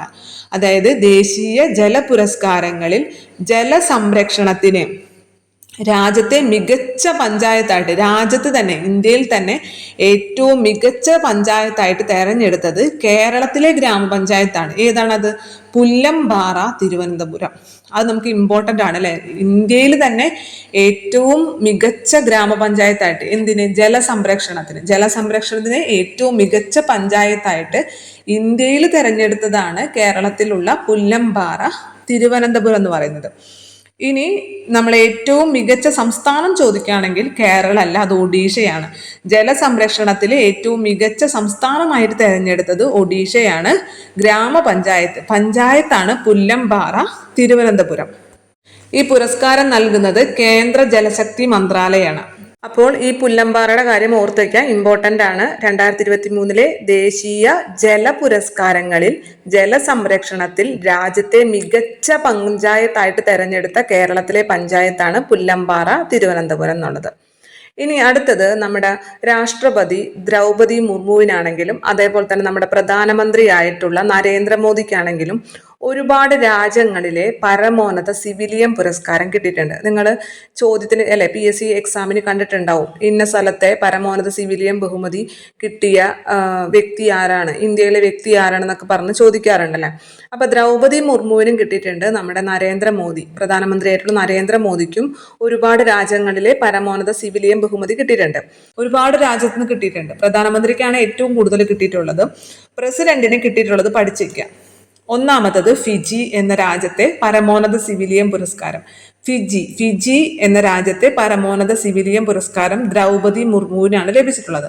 അതേപോലെ ടിമോർ ലെസ്റ്റ എന്ന് പറഞ്ഞ രാജ്യത്തെയും പരമോന്നത സിവിലിയൻ ബഹുമതി ദ്രൗപദി മുർമുവിന് തന്നെയാണ് ലഭിച്ചിട്ടുള്ളത്. പിന്നെ ബാക്കി ഏത് രാജ്യം ചോദിച്ചാലും നമുക്ക് അതാരെഴുതാം? മോദിനെ പേരെഴുതാം അല്ലേ, നരേന്ദ്രമോദി എന്ന് എഴുതാം. അപ്പൊ ഇത് രണ്ടും നിങ്ങൾ ഓർത്തു വെക്കുക. ഏതൊക്കെയാണ്? ഫിജിയിലെ പരമോന്നത സിവിലിയൻ പുരസ്കാരം ദ്രൗപദി മുർമുവിനാണ് ലഭിച്ചിട്ടുള്ളത്. അതുപോലെ ടിമോർ ലെസ്റ്റ, ഫിജിയും ടിമോർ ലെസ്റ്റയും രണ്ടും രാജ്യങ്ങളുടെ പേരാണ്. Fiji, Timor Leste. ഈ രണ്ട് രാജ്യത്തെയും പരമോന്നത സിവിലിയൻ പുരസ്കാരം ദ്രൗപദി മുർമുവിനാണ് ലഭിച്ചിട്ടുള്ളത്. മറ്റു രാജ്യങ്ങളിലേക്ക് നരേന്ദ്രമോദിക്കാണോ? ഒന്നാമതായിട്ട് നമ്മുടെ ഭൂട്ടാന്റെ പരമോന്നത സിവിലിയൻ ബഹുമതി ലഭിച്ചത് ആരെന്ന് ചോദിച്ചാൽ നരേന്ദ്രമോദിയാണ്. അതുപോലെ തന്നെ നൈജീരിയയുടെ grand commander of the order of Niger, ഈ പുരസ്കാരം ലഭിച്ചത് നമ്മുടെ പ്രധാനമന്ത്രിയായിട്ടുള്ള നരേന്ദ്രമോദിക്കാണ്. പിന്നെ ഡൊമിനിക്ക എന്ന് പറഞ്ഞ രാജ്യത്തിന്റെ എന്ന രാജ്യത്തിന്റെ പരമോന്നത സിവിലിയൻ പുരസ്കാരം നരേന്ദ്രമോദിക്കാണ് ലഭിച്ചത്. ഗയാനയുടെ പരമോന്നത സിവിലിയൻ പുരസ്കാരം നരേന്ദ്രമോദിക്കാണ് ലഭിച്ചത്. റഷ്യയുടെ പരമോന്നത സിവിലിയൻ പുരസ്കാരം ലഭിച്ചതും നരേന്ദ്രമോദിക്കാണ് ലഭിച്ചത്. കുവൈറ്റിന്റെ പരമോന്നത സിവിലിയൻ ബഹുമതി ലഭിച്ചിട്ടുള്ളത് നരേന്ദ്രമോദിക്കാണ്. അപ്പൊ ഇതെല്ലാം പഠിച്ചു വരുമ്പോൾ നമുക്ക് ഭയങ്കര ബുദ്ധിമുട്ടായിരിക്കില്ല. അപ്പൊ നിങ്ങൾ ദ്രൗപദി മുർമുവിന് 2 എണ്ണം കിട്ടിയിട്ടുള്ളൂ. അപ്പൊ അത് പഠിക്കാൻ എളുപ്പമാണ്. ഫിജി അതുപോലെ തന്നെ Timor Leste. Fiji, Timor Leste. ഈ രണ്ട് രാജ്യത്തും ആർക്കാണ് ലഭിച്ചിട്ടുള്ളത്? ദ്രൗപദി മുർമുവിനാണ്. ഫിജി, ടിമോർ ലെസ്റ്റ, ഈ രണ്ട് രാജ്യത്തും ലഭിച്ചിട്ടുള്ളത് ദ്രൗപദി മുർമുവിനാണ്. ബാക്കി ജസ്റ്റ് ഒന്ന് കേട്ട് വെക്കുക. ഭൂട്ടാന്റെ ലഭിച്ചിട്ടുണ്ട്, നൈജീരിയയുടെ ലഭിച്ചിട്ടുണ്ട്, ഗയാനയുടെ ലഭിച്ചിട്ടുണ്ട്, ഡൊമിനിക്കയുടെ ലഭിച്ചിട്ടുണ്ട്, റഷ്യയുടെ പരമോന്നത സിവിലിയൻ പുരസ്കാരം ലഭിച്ചിട്ടുണ്ട്, കുവൈറ്റിന്റെ, റഷ്യ കുവൈറ്റ് ഒന്നും കൂടി ശ്രദ്ധിച്ചു വെക്കുക. റഷ്യ കുവൈറ്റിന്റെ ഒക്കെ പരമോന്നത സിവിലിയൻ പുരസ്കാരം നരേന്ദ്രമോദിക്ക് ലഭിച്ചിട്ടുണ്ട്. ഫിജി, ടിമോർ ലെസ്റ്റ, അത് രണ്ടാണ് ദ്രൗപദി മുർമുവിന് ലഭിച്ചിട്ടുള്ളത്. ഇനി അടുത്തത്, ഇന്ത്യയിലെ ആദ്യത്തെ അന്തർവാഹിനി ടൂറിസം ആരംഭിക്കുന്നത് എവിടെയാണ്? ഇന്ത്യയിലെ ആദ്യത്തെ അന്തർവാഹിനി ടൂറിസം ആരംഭിക്കുന്നത് ദ്വാരകയിലാണ്, ഗുജറാത്തിലെ ദ്വാരക. ദ്വാരകയ്ക്ക് ഒരു പ്രത്യേകത ഉണ്ടല്ലോ, കൃഷ്ണന്റെ ജന്മസ്ഥലമായിട്ട് കണക്കാക്കുന്നത് ദ്വാരകയാണ് അല്ലെ. കടലിന്റെ അടിയിലേക്ക് കടലിൽ മുങ്ങിപ്പോയി എന്ന് വിശ്വസിക്കുന്ന ഒരു പൗരാണിക നഗരമാണ് ദ്വാരക എന്ന് പറയുന്നത് അല്ലെ. നമ്മള് കൃഷ്ണന്റെ ഒക്കെ ഇതില് ജീവചരിത്രമൊക്കെ കേൾക്കുമ്പോൾ അതിൽ കേട്ടിട്ടുണ്ടാവും ദ്വാരക എന്ന്. അത് നമ്മുടെ കടലിനടിയിൽ മുങ്ങിപ്പോയി എന്ന് വിശ്വസിക്കുന്ന ഒരു സ്ഥലമാണ്. അപ്പൊ ഒരേ സമയം ഈ നമ്മുടെ തീർത്ഥാടകരെയും അതേപോലെ തന്നെ സാഹസിക യാത്രികരെയും ആകർഷിക്കുന്ന ഒരു പദ്ധതിയാണ് ഈ ദ്വാരക സബ്മറൈൻ അല്ലെ, ദ്വാരക അന്തർവാഹിനി ടൂറിസം എന്ന് പറയുന്നത്. അതായത് അവിടെ ഒരു ദ്വീപും കൂടി ഉണ്ട്, ബൈറ്റി എന്ന് പറഞ്ഞൊരു ദ്വീപ്. ദ്വീപിന്റെ പേരെന്താണ്? ബൈറ്റി ദ്വീപ്. ആ ദ്വീപിലെ കാഴ്ചകളും അതേപോലെ തന്നെ നമ്മൾ അറിയാലേ ടൈറ്റാൻ എന്ന് പറഞ്ഞിട്ട് ഒരു അന്തർവാഹിനി, നമ്മുടെ ടൈറ്റാനിക്കിന്റെ അവശിഷ്ടങ്ങൾ കാണാൻ വേണ്ടിയിട്ട് അറ്റ്ലാന്റിക് സമുദ്രത്തിന്റെ അടിയിലേക്ക് പോയി അവിടെ വെച്ച് പൊട്ടിത്തെറിച്ച് ന്യൂസൊക്കെ നിങ്ങൾക്ക് കേട്ടിട്ടുണ്ടാവും. ഏകദേശം അതേപോലൊക്കെ തന്നെ, പക്ഷെ അത്രയും ആഴത്തേക്കൊന്നും പോകില്ല, 100 മീറ്റർ ആഴത്തേക്കൊക്കെ പോകുള്ളൂ. പക്ഷെ ഈ ബൈറ്റി ദ്വീപിലെ കാഴ്ചകളും അതുപോലെ തന്നെ കടലിന് അടിയിലുള്ള കാഴ്ചകളൊക്കെ, അതിമനോഹരമായ കാഴ്ചകളൊക്കെ കാണാനുള്ള സൗകര്യങ്ങൾ ഏർപ്പെടുത്തിക്കൊണ്ട് തന്നെയാണ് ഈ അന്തർവാഹിനി പോകുന്നത് അല്ലെ. അപ്പൊ ആ അന്തർവാഹിനി, ആ ടൂറിസം എവിടെയാണ് ആരംഭിച്ചിട്ടുള്ളത്? ഗുജറാത്തിലെ ദ്വാരകയാണ്. അപ്പോൾ ഒരേ സമയം തീർത്ഥാടകരെ ആകർഷിക്കാൻ പറ്റും. കാരണം അത് ശ്രീകൃഷ്ണൻ ജനിച്ചു വളർന്ന നഗരമായിട്ടാണ് ദ്വാരകനെ കാണുന്നത് അല്ലെ. അപ്പൊ ഈ ദ്വാരക പിന്നീട് കടലിനടിയിൽ മുങ്ങിപ്പോയി എന്നാണ് വിശ്വസിക്കപ്പെടുന്നത്. അപ്പൊ ആ സ്ഥലം കാണാൻ തീർത്ഥാടകർക്ക് ഒരു അവസരം ഒതുക്കുക. അതേപോലെ തന്നെ ഈ കടലിന്റെ അന്തർവാഹിനിയിൽ സഞ്ചരിച്ചുകൊണ്ടുള്ള ഒരു സാഹസിക യാത്ര ആസ്വദിക്കാനും സാധിക്കും. അങ്ങനെ ഈ രണ്ട് ഇതിൽ കൂടി, ഒരു വെടിക്ക് രണ്ട് പക്ഷി എന്നൊക്കെ പറയുന്ന പോലെ ഇതിനെ മുൻനിർത്തിക്കൊണ്ടാണ് ഗുജറാത്തിലെ ദ്വാരകയിലെ ടൂറിസം. എന്ത് ടൂറിസമാണ്? അന്തർവാഹിനി ടൂറിസമാണ്. ഇന്ത്യയിലെ തന്നെ ആദ്യത്തെ അന്തർവാഹിനി ടൂറിസമാണ് ദ്വാരക ഗുജറാത്തിൽ ആരംഭിച്ചിട്ടുള്ളത്. അടുത്തത് 2024 ജനുവരിയില് അറബിക്കടലിൽ വെച്ച് ചരക്ക് കപ്പൽ റാഞ്ചാനുള്ള നീക്കം തടഞ്ഞ ഇന്ത്യയുടെ കമാൻഡോ വിഭാഗം മാർക്കോസ് ആണ്. അപ്പൊ മാർക്കോസ് എന്ന് പറഞ്ഞു കഴിഞ്ഞാല് ഇന്ത്യൻ നാവികസേനയുടെ ഒരു കമാൻഡോ വിഭാഗമാണ് മാർക്കോസ്. ഇപ്പൊ മാർക്കോ സിനിമയ്ക്ക് ഇറങ്ങിയിരിക്കുന്ന സമയമായതുകൊണ്ട് നിങ്ങൾക്ക് ഓർക്കാൻ എളുപ്പമാണ് അല്ലെ. ഇന്ത്യൻ നാവികസേനയുടെ ഒരു കമാൻഡോ വിഭാഗമാണ് മാർക്കോസ് എന്നുള്ളത്. ഇവരെന്താണ് ചെയ്തത്? അറബിക്കടലിൽ വെച്ചിട്ട് ചരക്ക് കപ്പൽ റാഞ്ചാനുള്ള ഈ കടൽ കൊള്ളക്കാരുടെ ശ്രമത്തെ ആര് പരാജയപ്പെടുത്തി?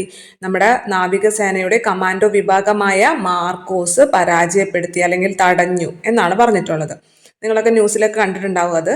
അടുത്ത ചോദ്യം, ഇന്ത്യയിൽ ക്യാമ്പസ് ആരംഭിക്കുന്ന ആദ്യത്തെ വിദേശ സർവകലാശാല. ഒരു വിദേശ സർവകലാശാല വന്നിട്ട് ഇന്ത്യയിൽ ഒരു ക്യാമ്പസ് ആരംഭിക്കുകയാണ്. ഏത് സർവകലാശാലയാണ്? ഡീക്കിംഗ് സർവകലാശാലയാണ്. ഡീക്കിംഗ് സർവകലാശാല, ഇത് ഓസ്ട്രേലിയയിലെ സർവകലാശാലയാണ് ഡീക്കിംഗ് സർവകലാശാല എന്ന് പറയുന്നത്.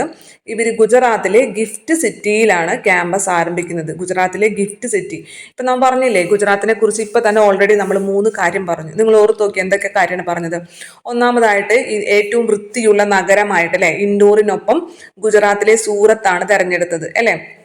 ഇന്ത്യയിലെ ഏറ്റവും വൃത്തിയുള്ള നഗരമായിട്ട് ഇൻഡോറും അതിൻ്റെ ഒപ്പം തന്നെ സൂറത്ത് ഗുജറാത്തിലാണ് തെരഞ്ഞെടുത്തത്. രണ്ടാമതായിട്ട് നമ്മൾ പ്രധാനപ്പെട്ട ഒരു കാര്യം പറഞ്ഞത് ഇന്ത്യയിലെ ആദ്യത്തെ അന്തർവാഹിനി ടൂറിസം എവിടെയാണ് ആരംഭിക്കുന്നത്? അതും ഗുജറാത്തിൽ എന്നുള്ള ദ്വാരകയിലാണ് ആരംഭിക്കുന്നത്. ഇപ്പം നമ്മൾ പറഞ്ഞത് ഇന്ത്യയിൽ ഒരു വിദേശ സർവകലാശാല വന്നിട്ട് ഒരു ക്യാമ്പസ് ആരംഭിക്കുകയാണ്.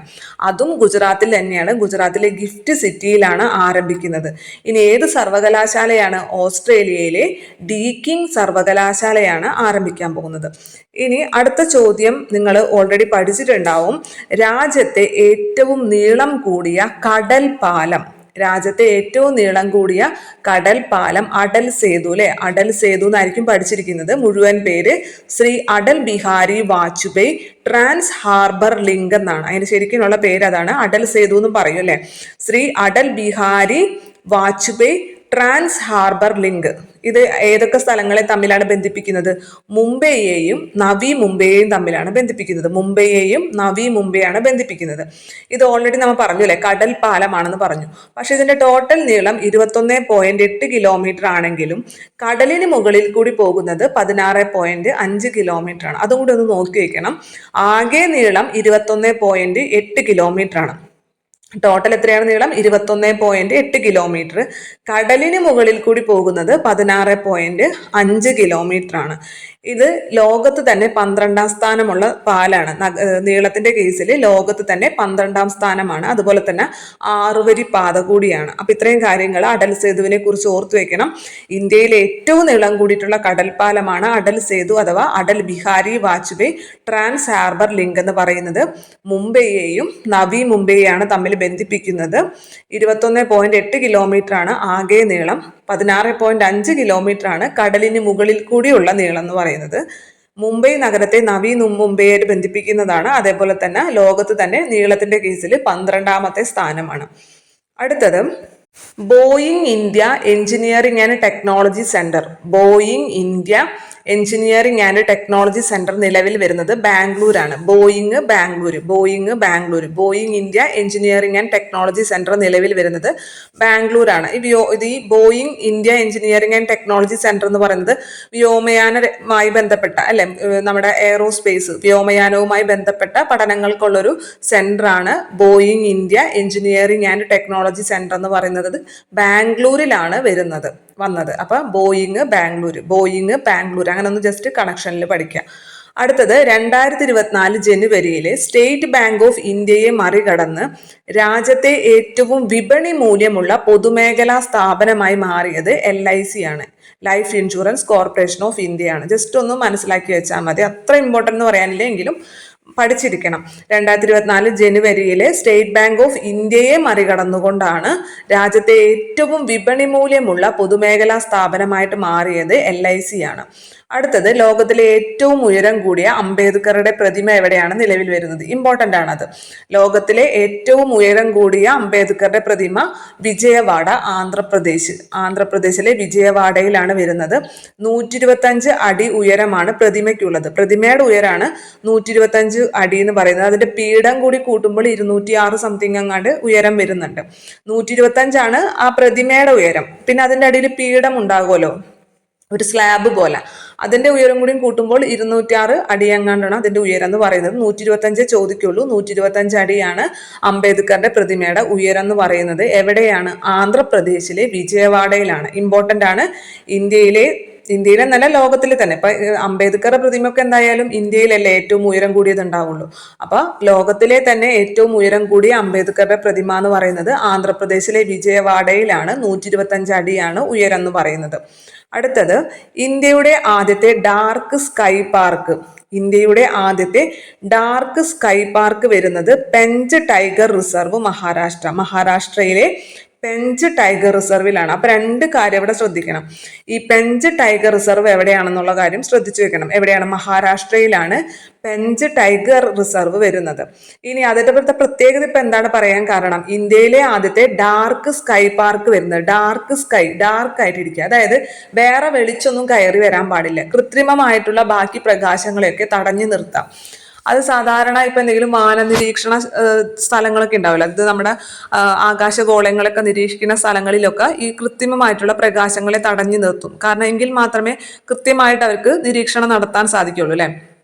അങ്ങനെയുള്ള സ്ഥലങ്ങളിലാണ് സാധാരണ വരാറുള്ളത് ഡാർക്ക് സ്കൈ പാർക്ക്.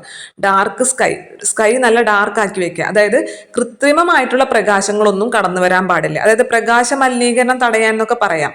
നമ്മൾ ശബ്ദമലിനീകരണം, വായുമലിനീകരണം എന്നൊക്കെ പറയണ പോലെ പ്രകാശ മലിനീകരണം അല്ലെ. പ്രകാശ മലിനീകരണം എന്ന് പറഞ്ഞാൽ എന്താണ്? കൃത്രിമമായിട്ടുള്ള പ്രകാശങ്ങൾ അല്ലെ, ഭയങ്കര രൂക്ഷമായിട്ടുള്ള പ്രകാശങ്ങളൊക്കെ കടന്നു വരാതെ അതിനെ തടഞ്ഞു നിർത്തിക്കൊണ്ട് സംരക്ഷിക്കപ്പെടുന്ന പ്രദേശമാണ് ഡാർക്ക് സ്കൈ പാർക്ക് എന്ന് പറയുന്നത്. അത് ആദ്യമായിട്ട് എവിടെയാണ് നിലവിൽ വരുന്നത്?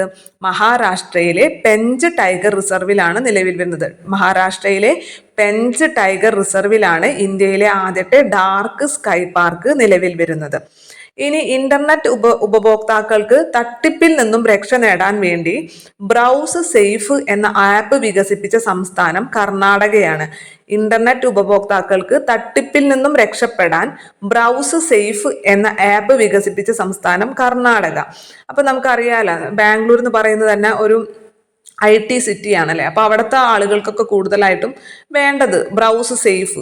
അങ്ങനെ ഓർത്തു വെക്കാം, ജസ്റ്റ് ഒന്ന് കണക്ട് ചെയ്യും. കർണാടക സംസ്ഥാനമാണ് ഇന്റർനെറ്റ് ഉപഭോക്താക്കൾക്ക് തട്ടിപ്പിൽ നിന്നും രക്ഷപ്പെടാൻ വേണ്ടിയിട്ട് ബ്രൗസ് സേഫ് എന്നുള്ള ആപ്പ് വികസിപ്പിച്ചെടുത്തത്. അടുത്തത് 2024 ജനുവരിയിൽ ലോകത്തെ 4ാമത്തെ വലിയ ഓഹരി വിപണിയായി ഇന്ത്യ മാറി. അപ്പോൾ 2024 ജനുവരിയിൽ ഇന്ത്യ ലോകത്തിലെ തന്നെ 4ാമത്തെ വലിയ ഓഹരി വിപണിയായിട്ട് മാറി. 1ാം സ്ഥാനം US-ന്, 2ാമത് ചൈന, 3ാമത് ജപ്പാൻ, 4ാമതാണ് ഇന്ത്യ എന്ന് പറയുന്നത്. അപ്പൊ ഇന്ത്യ എന്ന് പറയുന്നത് നമ്മുടെ UK-നെ മറികടന്നു അല്ലെ. അപ്പോൾ 1ാം സ്ഥാനത്ത് ആരാണ്? 1ാം സ്ഥാനത്ത് US ആണ്. അമേരിക്കയാണ് ഓഹരി വിപണിയിൽ ലോകത്തിലെ തന്നെ ഏറ്റവും വലിയ വിപണി എന്ന് പറയുന്നത്. 2ാം സ്ഥാനം ചൈനയ്ക്കും, 3ാം സ്ഥാനം ജപ്പാനുമാണ്. 4ാം സ്ഥാനം ഇപ്പോൾ ആർക്കാണ്? ഇന്ത്യക്കാണ്. 2024 ജനുവരിയിലാണ് ഇന്ത്യ 4ാമത്തെ വലിയ ഓഹരി വിപണിയായിട്ട് മാറിയത്. അത് ഓർത്തിരിക്കണം, ഇമ്പോർട്ടൻ്റ് ആണ്. അടുത്തത് തുടർച്ചയായിട്ട് 7 ബഡ്ജറ്റുകൾ, 6 ബഡ്ജറ്റല്ല 7 ബഡ്ജറ്റുകൾ അവതരിപ്പിച്ച ധനമന്ത്രി നിർമ്മല സീതാരാമനാണ് അല്ലെ. നമ്മുടെ മൊറാർജി ദേശായിയുടെ റെക്കോർഡിനെ പിന്തള്ളിക്കൊണ്ടാണ്, മറികടന്നുകൊണ്ടാണ് നിർമ്മല സീതാരാമൻ ഇപ്പോൾ ഏറ്റവും കൂടുതൽ ബഡ്ജറ്റുകൾ തുടർച്ചയായിട്ട് അവതരിപ്പിച്ച വ്യക്തി ആരാണ്? നിർമ്മല സീതാരാമനാണ്. തുടർച്ചയായിട്ട് 7 ബഡ്ജറ്റുകൾ അവതരിപ്പിച്ചു നിർമ്മല സീതാരാമൻ. അടുത്തത് തമിഴ്നാട് സിനിമാ നടൻ വിജയ് ആരംഭിച്ച രാഷ്ട്രീയ പാർട്ടി തമിഴക വെട്രിക്കഴകം. തമിഴക വെട്രിക്കഴകം എന്നുള്ളത് തമിഴ് സിനിമാ താരമായ വിജയ് ആരംഭിച്ച രാഷ്ട്രീയ പാർട്ടിയാണ്. ഓർത്തു വയ്ക്കുക, തമിഴക വെട്രിക്കഴകം എന്നുള്ളത്. അടുത്തത് രാജ്യത്താദ്യമായി ബിരുദ കോഴ്സുകളിലേക്ക് പ്രവേശനത്തിനായി സ്പോർട്സ് കോട്ട ഏർപ്പെടുത്താൻ ഒരുങ്ങുന്ന IIT ആണ് IIT മദ്രാസ് എന്നുള്ളത്. അപ്പോൾ IIT-കളിലേക്കൊന്നും തന്നെ സ്പോർട്സ് കോട്ട ഇല്ല അല്ലേ. നമുക്കറിയാം, അവിടെയൊക്കെ അത്ര നന്നായി പഠിക്കുന്നവർക്ക് മാത്രമേ അഡ്മിഷൻ കിട്ടുള്ളൂ അല്ലേ. അപ്പോൾ രാജ്യത്ത് തന്നെ ആദ്യമായിട്ട് ബിരുദ കോഴ്സുകളിലേക്കുള്ള പ്രവേശനത്തിന് സ്പോർട്സ് കോട്ട ഏർപ്പെടുത്താൻ ഒരുങ്ങുന്ന IIT മദ്രാസ് ആണ്. അടുത്തത് 2024 വജ്ര ജൂബിലി എന്ന് പറഞ്ഞാൽ 75 വർഷമാണ്. 75ാമത്തെ വാർഷികം ആഘോഷിക്കുന്ന ഇന്ത്യയുടെ പരമോന്നത സ്ഥാപനം സുപ്രീം കോടതിയാണ്. സ്ഥാപിതമായതിന്റെ 75ാം വാർഷികം ആഘോഷിക്കുന്ന, അല്ലെങ്കിൽ വജ്ര ജൂബിലി ആഘോഷിക്കുന്ന ഇന്ത്യയിലെ പരമോന്നത സ്ഥാപനം ഏതാണ്? സുപ്രീം കോടതിയാണ്. സുപ്രീം കോടതി എന്നാണ് സ്ഥാപിതമായത്? 1950 അല്ലെ. 1950 സ്ഥാപിതമായത്. 1950 ജനുവരി 26 സുപ്രീം കോടതി സ്ഥാപിതമായത്. അപ്പോൾ 2024 ജനുവരി 26 എത്ര വർഷമായി? 75 വർഷം പൂർത്തിയായ ഇന്ത്യയിലെ പരമോന്നത സ്ഥാപനം സുപ്രീം കോടതിയാണ്. ഇനി സംസ്ഥാനത്തിന്റെ നാമം ഇംഗ്ലീഷിൽ ചുരുക്കപ്പേരെഴുതുമ്പോൾ TS എന്നതിൽ നിന്നും TGയിലേക്ക് മാറ്റാൻ തീരുമാനിച്ച സംസ്ഥാനം തെലങ്കാനയാണ്. തെലങ്കാനയ്ക്ക് TS എന്നുള്ളതായിരുന്നു ചുരുക്കപ്പേര്. അത് മാറ്റിയിട്ട് ഇപ്പം TG എന്നാക്കി മാറ്റി. ഇനി 2024 ഫെബ്രുവരിയിൽ ഏക സിവിൽ കോഡ് ബില്ല് അവതരിപ്പിച്ച സംസ്ഥാനം ഉത്തരാഖണ്ഡാണ് അല്ലെ. ഇന്ത്യയിൽ തന്നെ ആദ്യമായിട്ട് ഏക സിവിൽ കോഡ് ബില്ല് പാസ്സാക്കിയ സംസ്ഥാനവും ഉത്തരാഖണ്ഡ് തന്നെയാണ്.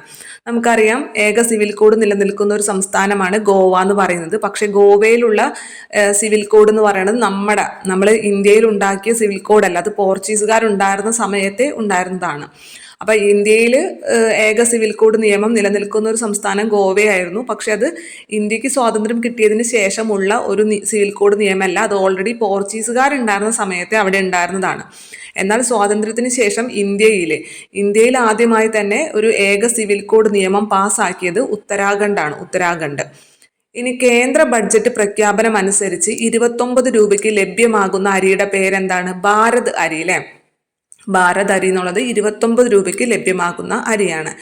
ഏഷ്യയിലെ ആദ്യത്തെ digital national museum of epigraphy നിലവിൽ വരുന്നത് ഹൈദരാബാദിലാണ്. ഈ എപ്പിഗ്രഫി എന്ന് പറഞ്ഞാൽ പണ്ടത്തെ ശിലാലിഖിതങ്ങളൊക്കെ ഉണ്ടല്ലോ, അതിനെക്കുറിച്ചുള്ള പഠനമാണ് എപ്പിഗ്രഫി എന്ന് പറയുന്നത്. അപ്പൊ ഇന്ത്യയിലെ ആദ്യത്തെ digital national museum of epigraphy നിലവിൽ വരുന്നത് ഹൈദരാബാദിലാണ്. 20 ലക്ഷം കോടി വിപണി മൂല്യം മറികടന്ന ഇന്ത്യയിലെ ആദ്യത്തെ ഇന്ത്യൻ കമ്പനി എന്ന് പറയുന്നത് റിലയൻസ് ഇൻഡസ്ട്രീസ് ആണ്. 20 ലക്ഷം കോടി വിപണി മൂല്യം മറികടന്ന ഇന്ത്യൻ കമ്പനി, ആദ്യത്തെ ഇന്ത്യൻ കമ്പനിയാണ് റിലയൻസ് ഇൻഡസ്ട്രീസ് എന്ന് പറയുന്നത്. സംസ്ഥാനത്തുടനീളം സമഗ്രമായ ജാതി സർവേ നടത്തുന്നതിനുള്ള പ്രമേയം പാസാക്കിയ സംസ്ഥാനം തെലുങ്കാനയാണ്. സംസ്ഥാനത്തുടനീളം സമഗ്രമായിട്ടുള്ള ഒരു ജാതി സർവേ നടപ്പിലാക്കാനുള്ള പ്രമേയം പാസാക്കിയത് തെലുങ്കാനയാണ്. അപ്പോൾ തെലുങ്കാനയെ സംബന്ധിച്ച് 2 കാര്യം പറഞ്ഞു. ഒന്നാമതായിട്ട് പറഞ്ഞത് തെലുങ്കാനയുടെ ചുരുക്കപ്പേര് TS എന്നുള്ളതിൽ നിന്നും TG എന്നതിലേക്ക് മാറ്റാൻ തീരുമാനിച്ചു എന്നുള്ളത് അല്ലേ. രണ്ടാമതായിട്ട് പറഞ്ഞത് അത് സംസ്ഥാനത്തുടനീളം സമഗ്രമായിട്ടുള്ള ഒരു ജാതി സർവേ നടത്താനുള്ള പ്രമേയം പാസാക്കിയ സംസ്ഥാനവും തെലുങ്കാന തന്നെയാണ്. ഇനി കേന്ദ്ര സർക്കാർ നിർദ്ദേശിച്ച ഒരു രാജ്യം ഒരു തെരഞ്ഞെടുപ്പ് അല്ലെ, ഒരേ സമയം തന്നെ നമ്മുടെ ലോക്സഭ ഇലക്ഷനും അതേപോലെ തന്നെ തദ്ദേശ സ്വയംഭരണ സ്ഥാപനങ്ങളിലേക്കുള്ള ഇലക്ഷനും ഒരേ സമയം നടപ്പിലാക്കുക. അതിനു വേണ്ടിയിട്ടാണ് ഒരു രാജ്യം ഒരു തെരഞ്ഞെടുപ്പ് എന്നുള്ള ഒരു നയം കൊണ്ടുവന്നത് കേന്ദ്ര സർക്കാർ. ഇതിനെതിരെ പ്രമേയം പാസാക്കിയ ആദ്യത്തെ സംസ്ഥാനം തമിഴ്നാടാണ്. അപ്പൊ കേന്ദ്ര സർക്കാർ കൊണ്ടുവന്ന ഒരു നയമാണ് ഒരു രാജ്യം ഒരു തെരഞ്ഞെടുപ്പ്, ഒരു രാജ്യം ഒരു തെരഞ്ഞെടുപ്പ് എന്നുള്ളത്. ഈ നയത്തിനെതിരെ ഒരു പ്രമേയം പാസാക്കിയ ആദ്യത്തെ സംസ്ഥാനം തമിഴ്നാടാണ്. ഇനി ഒന്നാം മോദി സർക്കാർ അവതരിപ്പിച്ച ഇലക്ടറൽ ബോണ്ട് എന്താണെന്നൊക്കെ നിങ്ങൾക്ക് അറിയാലോ. ഇലക്ട്രൽ ബോണ്ടുകൾ ഇഷ്യൂ ചെയ്യാൻ അധികാരമുള്ള ഒരു bank state bank of India ആണ് അല്ലെ. SBIക്ക് മാത്രമേ ഇലക്ട്രൽ ബോണ്ടുകൾ ഇഷ്യൂ ചെയ്യാനുള്ള അധികാരമുള്ളൂ. ഇനി അത് ഇലക്ട്രൽ ബോണ്ട് എന്താണെന്ന് അറിയാത്തവർക്ക് വേണ്ടി ജസ്റ്റ് പറയാം. ഒന്നുമില്ല, ഇപ്പം നമുക്ക് ഏതെങ്കിലും ഒരു രാഷ്ട്രീയ പാർട്ടിക്ക് സംഭാവന നൽകണം എന്നുണ്ടെങ്കിൽ അത് നമ്മുടെ ബാങ്ക് മുഖേന നൽകണം, ബാങ്കിലെ ഇലക്ട്രൽ ബോണ്ടുകൾ മുഖേന നൽകണം. അങ്ങനെ ഈ ഇലക്ട്രൽ ബോണ്ട് നൽകാൻ അധികാരമുള്ള ഒരു ബാങ്ക് എന്ന് പറയുന്നത് സ്റ്റേറ്റ് ബാങ്ക് ഓഫ് ഇന്ത്യ തന്നെയാണ്. ഇങ്ങനെ ഈ ഇലക്ട്രൽ ബോണ്ടുകൾ എന്ന് പറയുന്നത് ഭരണഘടനാ വിരുദ്ധമാണെന്നും റദ്ദാക്കണമെന്നുള്ള വിധി പ്രസ്താവിച്ച 5 അംഗ ഭരണഘടനാ ബെഞ്ചിന്റെ അധ്യക്ഷൻ ജസ്റ്റിസ് DY ചന്ദ്രചൂഡാണ് ഈ ഇലക്ട്രൽ ബോണ്ടുകൾ ഭരണഘടനാ വിരുദ്ധമാണെന്നും അത് റദ്ദാക്കണമെന്നുള്ള വിധി പ്രസ്താവിച്ചത്. ആ വിധി പ്രസ്താവിച്ച ഭരണഘടനാ ബെഞ്ചിൽ എത്ര അംഗങ്ങളുണ്ടായിരുന്നു? 5 അംഗങ്ങളുണ്ടായിരുന്നു. അതിന്റെ അധ്യക്ഷനാണ് DY ചന്ദ്രചൂഡ് എന്നുള്ളത്. DY ചന്ദ്രചൂഡ് ഇമ്പോർട്ടൻ്റ് ആണ്. ഒന്നാം മോദി സർക്കാർ അവതരിപ്പിച്ച ഇലക്ടറൽ ബോണ്ടുകൾ ഭരണഘടനാ വിരുദ്ധമാണെന്നും അത് റദ്ദാക്കണമെന്നുമുള്ള വിധി പ്രസ്താവിച്ച 5 അംഗ ഭരണഘടനാ ബെഞ്ചിലെ അധ്യക്ഷനാണ് DY ചന്ദ്രചൂഡ് എന്നുള്ളത്. ഇനി രാജ്യത്തെ ഏറ്റവും നീളമുള്ള റെയിൽവേ തുരങ്കപാത T50 ആണ്. ജമ്മു കാശ്മീരിലാണ് രാജ്യത്ത് തന്നെ ഏറ്റവും നീളമുള്ള റെയിൽവേ തുരങ്കപാത T50 ആണ്. ജസ്റ്റ് ഞാൻ ഈ പറഞ്ഞ ചോദ്യങ്ങൾ ഒന്ന് ഓടിച്ചു പറയാം, നിങ്ങളൊന്ന് ഓർക്കുക.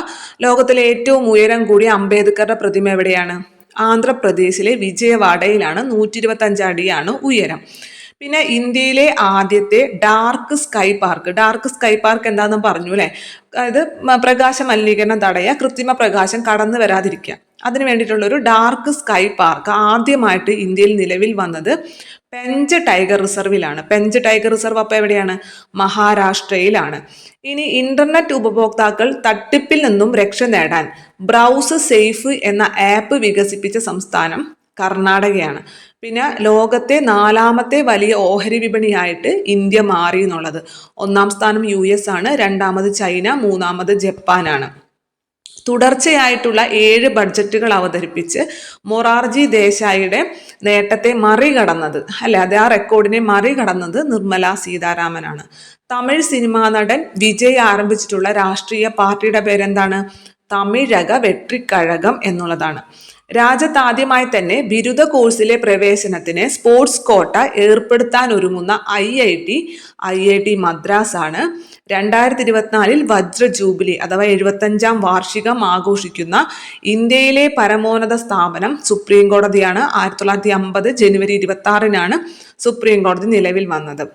ഇനി സംസ്ഥാനത്തിന്റെ നാമം TSൽ നിന്നും TGയിലേക്ക് മാറ്റാൻ പോകുന്നത്, ചുരുക്കനാമം മാറ്റാൻ പോകുന്നത് തെലുങ്കാനയാണ്. 2024 ഫെബ്രുവരിയിൽ ഏക സിവിൽ കോഡ് നിയമം അത് പാസാക്കിയ സംസ്ഥാനം ഉത്തരാഖണ്ഡാണ്. കേന്ദ്ര ബഡ്ജറ്റ് പ്രഖ്യാപനം അനുസരിച്ച് 29 രൂപയ്ക്ക് നൽകുന്ന അരി ഭാരത് അരിയാണ്. ഇന്ത്യയിലെ ആദ്യത്തെ digital national museum of epigraphy. Epigraphy എന്താണ്? ശിലാലിഖിതങ്ങളെ കുറിച്ചുള്ള പഠനമാണ്. മ്യൂസിയം ഓഫ് എപ്പിഗ്രഫി എവിടെയാണ് നിലവിൽ വരുന്നത്? ഹൈദരാബാദിലാണ് നിലവിൽ വരുന്നത്. 20 ലക്ഷം കോടി വിപണി മൂല്യം മറികടന്ന ആദ്യത്തെ ഇന്ത്യൻ കമ്പനി റിലയൻസ് ഇൻഡസ്ട്രീസ് ആണ്.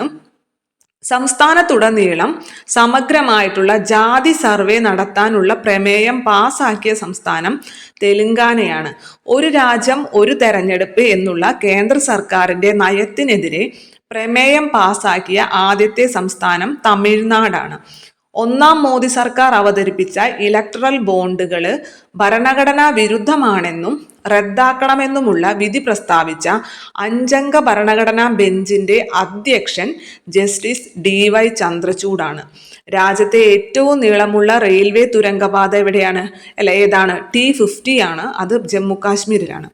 അടുത്തത് വാധവൻ തുറമുഖ പദ്ധതി. വാധവൻ തുറമുഖ പദ്ധതി എവിടെയാണ്? ഏത് സംസ്ഥാനത്താണ് നിലവിൽ വരുന്നത്? മഹാരാഷ്ട്രയിലാണ് അല്ലെ. വാധവൻ തുറമുഖ പദ്ധതി നിലവിൽ വരുന്നത് മഹാരാഷ്ട്രയിലാണ്. ജവഹർലാൽ നെഹ്റു പോർട്ട് അതോറിറ്റിയുടെ മേൽനോട്ടത്തിലാണ്. ജവഹർലാൽ നെഹ്റു പോർട്ട് അതോറിറ്റിയുടെ മേൽനോട്ടത്തിലാണ് തുറമുഖ നിർമ്മാണം നടക്കുന്നത്. മുംബൈ നഗരത്തിൽ നിന്നും 140 കിലോമീറ്റർ അകലെ പാൽഘർ ജില്ലയിലെ ദഹാനു താലൂക്കിലാണ് തുറമുഖം നിർമ്മിക്കുന്നത്. മുംബൈ നഗരത്തിൽ നിന്നും എത്രയാണ്? 140 കിലോമീറ്റർ അകലെയുള്ള പാൽഘർ ജില്ലയിലെ ദഹാനു താലൂക്ക്. അത് ശ്രദ്ധിച്ചില്ലെങ്കിലും ഈ വാധവൻ തുറമുഖം എവിടെയാണ്? മഹാരാഷ്ട്രയിലാണെന്നുള്ളതും ജവഹർലാൽ നെഹ്റു പോർട്ട് അതോറിറ്റിക്കാണ് അതിന്റെ മേൽനോട്ടം എന്നുള്ള കാര്യവും ഓർത്തു വെക്കുക. അടുത്തത് ലക്ഷദ്വീപിലെ മിനിക്കോയിൽ നിലവിൽ വരുന്ന പുതിയ നാവികത്താവളം.